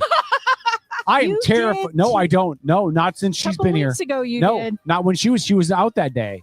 I will clock you. I know. See, this is just another example of how abuse by women upon men is allowed. It's a socially acceptable practice. All right. Paul, if you want to fart, you can fart. And there it is. All I right, tell so, you, every Sunday like clockwork. Here we go. Here we go. Right? Week nine results are in. Paul, why did you do that? Week 9 results are in. It was not Paul. It was Kevin. And I'm sorry for everybody who heard that because Anyway. we heard it in the headphones. So sorry. So week nine results are in. Right now, me and Dennis and Trojo lead with 10 apiece. Wait, did you get mine? Yeah, I got yours. Yeah. Oh, okay. Yeah, you only had 9. Now, the game tomorrow night could change things up a little bit. Beeler could tie if Arizona beats Dallas. Heather had a horrible week. She only got 4 right. So there you go. With these numbers in mind, it means that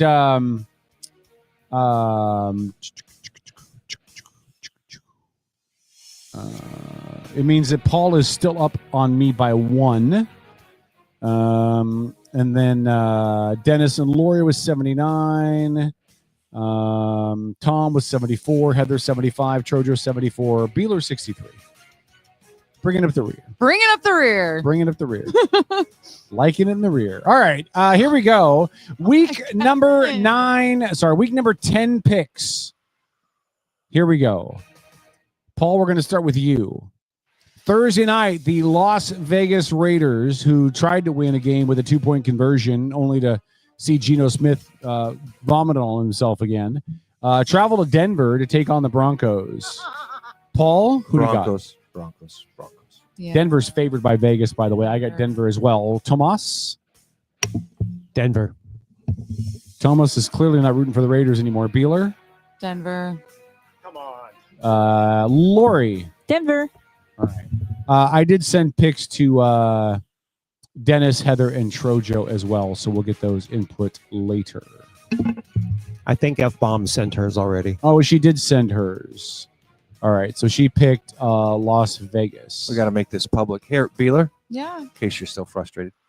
I'm just going to throw this right at his head. Like, I might even just break it over it and see how many bubbles come out from it. Never mind. Okay. Oh, was I supposed to do something else with it? Nope. Okay, I got you now. Yeah. Sorry, sometimes I'm a little slow on the uptake, okay? I'm just oh my God, crying. I missed something. I was answering. Hold on, I'm getting Heather's. Beeler's frustration. Of course you are. Tom. I'm so ready to go home. It was for her frustration. Oh my gosh.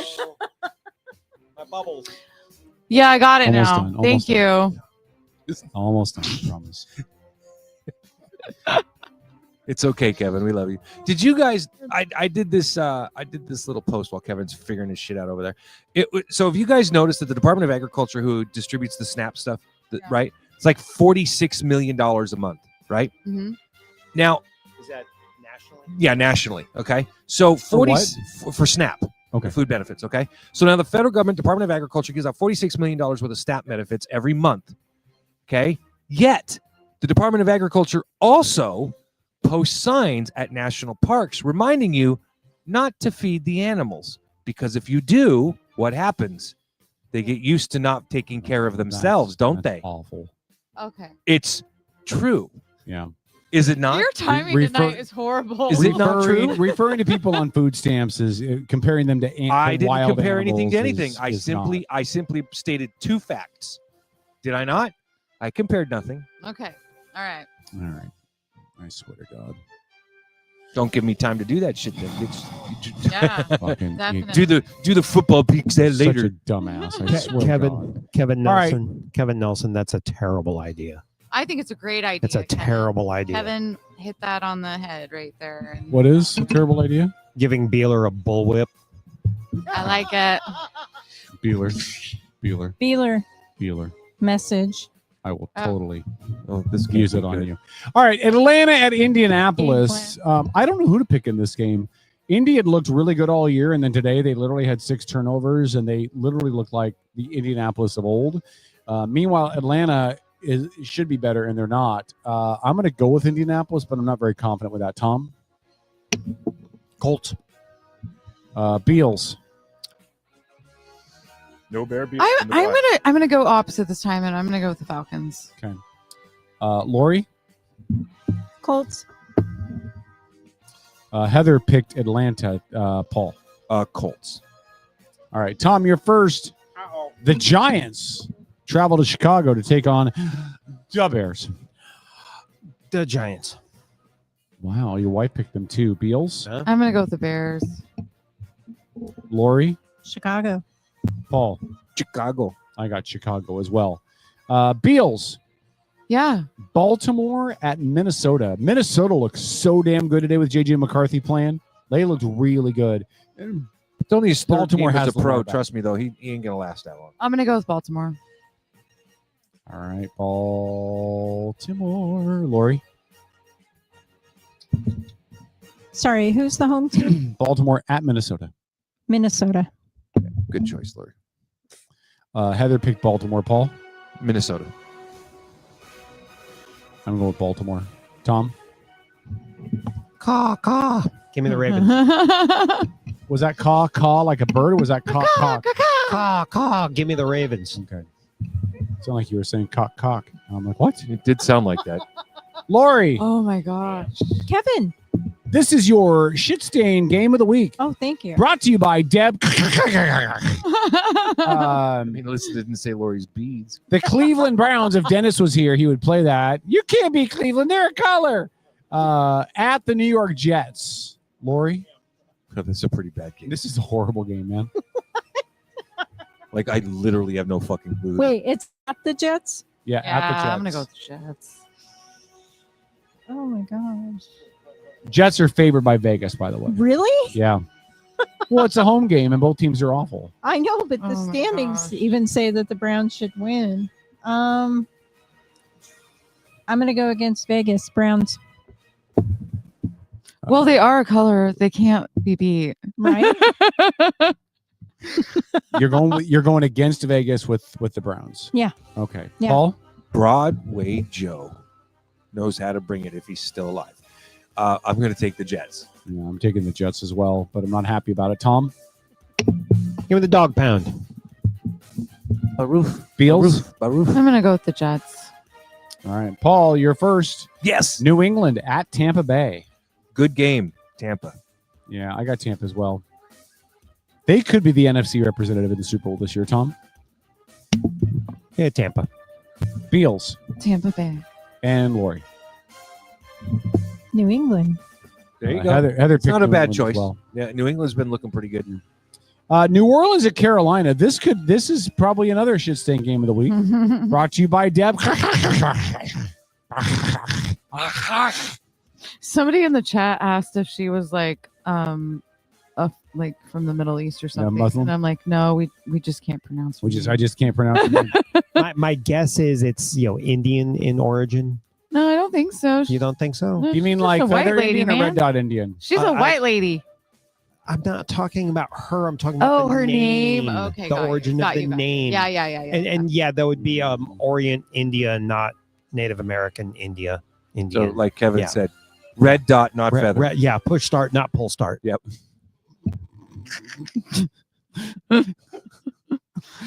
That's horrible. Her Washington State biography gives her pronouns. Thank you, Deb. Thank you. All right. New Orleans at Carolina. I got to pick first. Holy cow, man.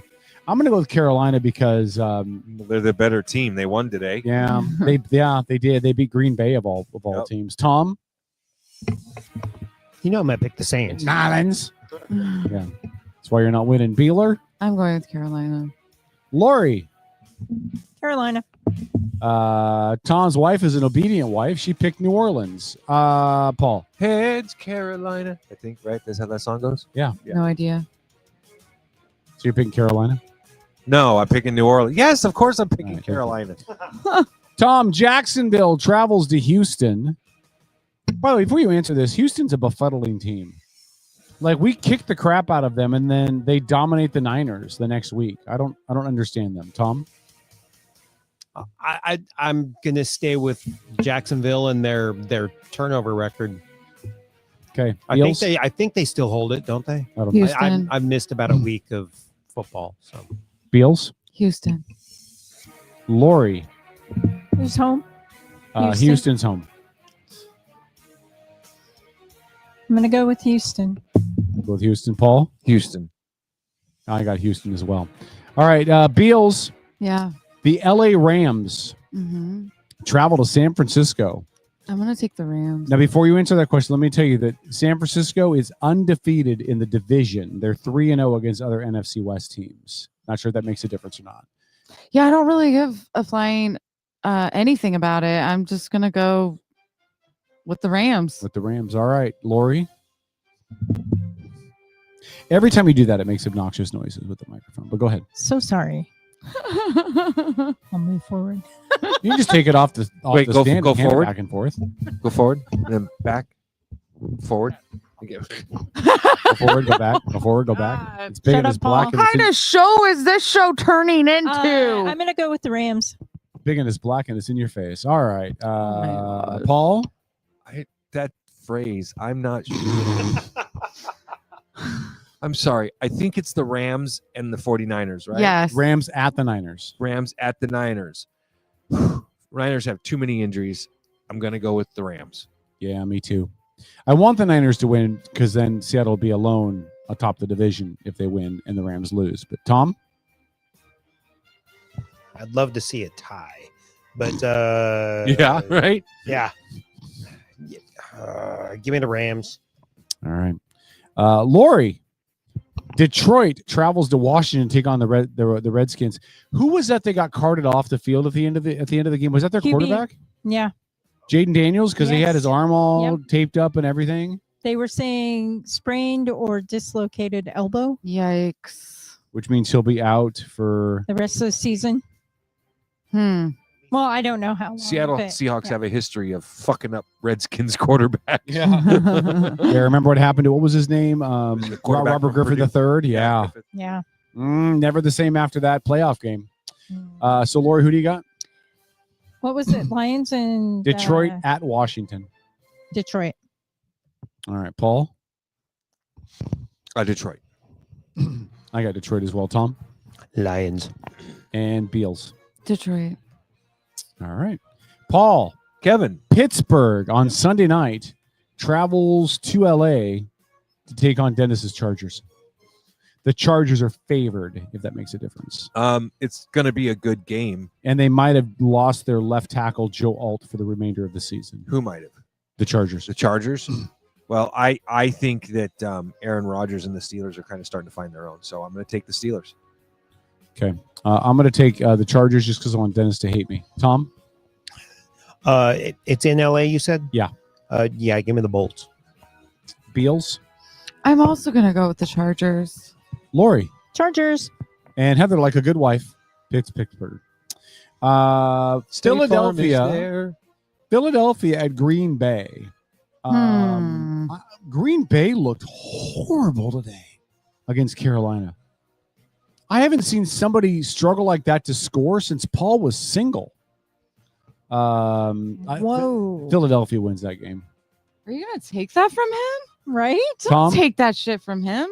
You guys all get to see an Indian run like you haven't seen since Wounded Knee. Tom, who you got, Tom? Philly and who? Philly at Green Bay. Philly at Green. Oh, yeah, it'll be Philadelphia. All right. Beals? I am going to go with the Eagles. Lori? Eagles. Heather picked Green Bay, as does Vegas. Vegas has Green Bay favored. Wow. What? Yeah. That's weird. And I think Philly's coming off of a bye week too, right? Or do they play tomorrow? No, they don't play tomorrow. Yeah, they're coming off the bye week. Okay. Paul? They're playing at Green Bay? At Green Bay. I'm going to take Green Bay. All right.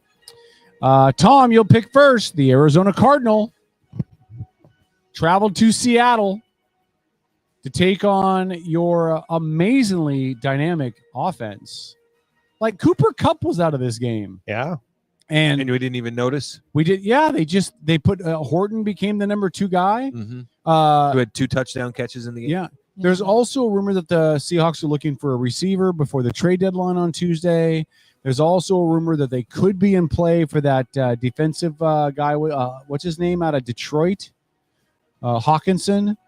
out of Cincinnati. Sorry, out of Hawkinson out of Cincinnati. I don't think we need any more receivers personally. I mean, we got into some of our depth today, and Cooper Kupp is injury prone though. And Bobo was Bobo's out, but that was it White. I'd never heard of him. Never heard of him.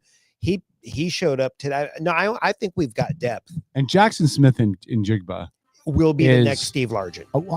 I think he might be way better than Steve Largent. Like he's doing stuff that no other Seahawks receiver has ever done before. He needs one more 100-yard game this season. Give me that look, Beeler. God, it turns me on. Go ahead, Tom. he needs one more 100-yard game this season to tie Steve Largent's record. Yeah. Who do you got? Oh, Seattle, of course. Yeah, all that. Beals? Thanks. Seattle, please. All right. Lori? Seattle. Heather picked Seattle and they're favored. Paul? Seattle, and they're my double down. And you're double down. All right. I got Seattle as well. Them sacking the crap out of that midget quarterback in Arizona is going to make me so happy. All right. Double downs, Beeler. Who's your double down? I'm going to take Seattle too. Lori? Seattle. Heather's double down is Green Bay. Oh, we got to go back up and make that one. Good point. All right, hold on. Let's pause this. Paul, Buffalo at Miami. Oh, good catch, Beals. Thank you. Buffalo, 100%. Is that even a question? That one's good for a double down right there too. Tom, Buffalo. I'll take the Beals same. and Lori. Buffalo. Heather picked Buffalo in their favorite. All right. So Beeler double down in Seattle. Lori, did you say double down in Seattle as well? Who was the Houston?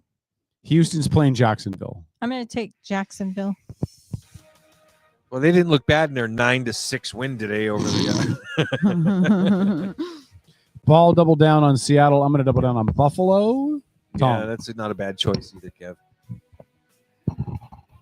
Hello. I'm trying to figure out a different double down to help the point spread here, and you guys took all the good ones. You can take one. You can pick Detroit, know, but it pick, doesn't. pick Detroit against Washington.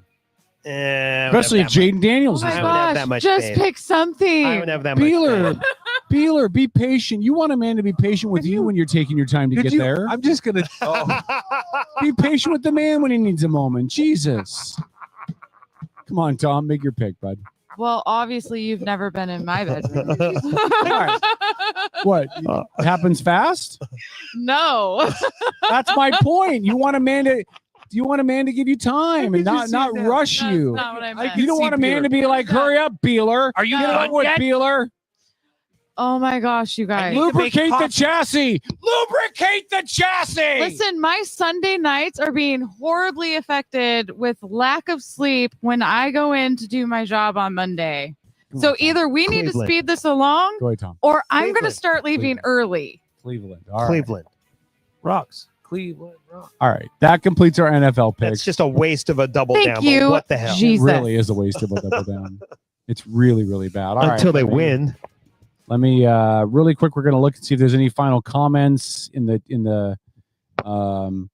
Donnie said Alicia's right. You never tell a woman that. Donnie said Alicia's right.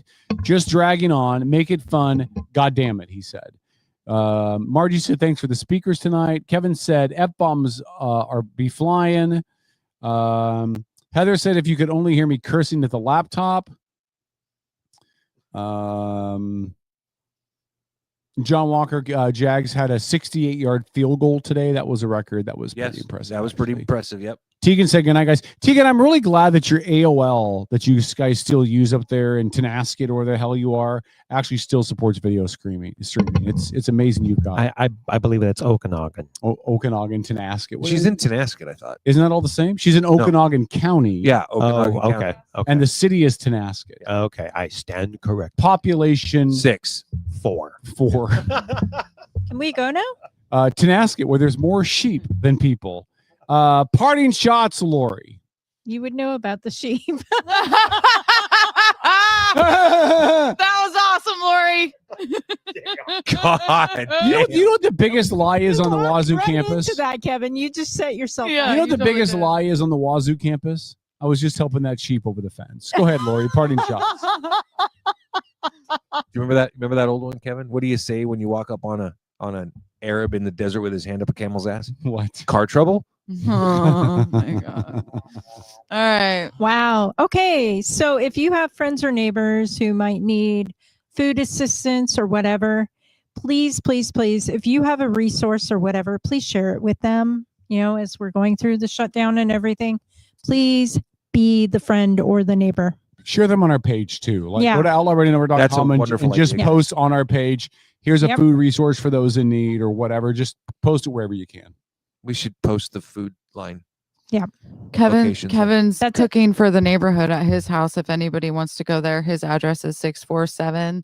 No, I don't know. I am going to make. She was saying that like she was pretty damn confident, huh? no idea. Kevin is just off of Anderson Hill Road, Southwest. And so is Lori, by the way. Oh, Yeah, wow. But Kevin, with your house, all we have to do is say he's right below on the hill, the pig farmer. Oh yeah, That's all we gotta the- say. What is it called? Porky's Butts or something like that? So I don't what- know. Something like that. Yeah. Why are you trying to give away hints where I live? That's like not even cool. Don't do that. Don't I have- dox him, Lori. I have oh daughters. my God. Come on now. I got daughters. I'm not doxing. Any other parting shots, Lori? No, that's good, it. Good. Shut the fuck up. Tom? Oh! Parting shots, Tom. Here you go, Lori. Throw the twat waffle at him. You know, I'm just going to kind of echo what I said last week. What I said last week. I'm echoing you. Go ahead, Tom. You guys are killing me you know, tonight. try to be nice to Try each to be other. nice to each other. No. Beals, will you hit him? I'm seriously about to just break his fucking nose. Go ahead, Kevin. Repeat him. Shut up real fast. No, seriously, take a moment, step back. Turn his microphone off. Go ahead. Jesus. I'm the one running the microphone. I know that. There is no Dennis. Go ahead, Tom. I'm done. He's not done. No. Take a moment and be nice to your neighbor. Don't get me going. I'll strip tease. Now Paul's running. All right. I'll see you guys next week. Go ahead, Tom. Finish. I didn't say anything. I told you to. Beeler, get over here for your party shot. I am trying to. All I'm trying to get at is, you don't know how much time you have, here with your friends, your family, your loved ones.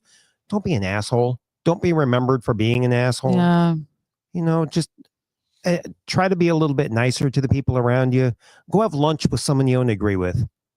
Go have a civil conversation. Sit down, have a cup of coffee, have lunch. Amen, brother. You have more in common than you have that makes you different. Right. So, There's more right with America than is wrong with My turn. America.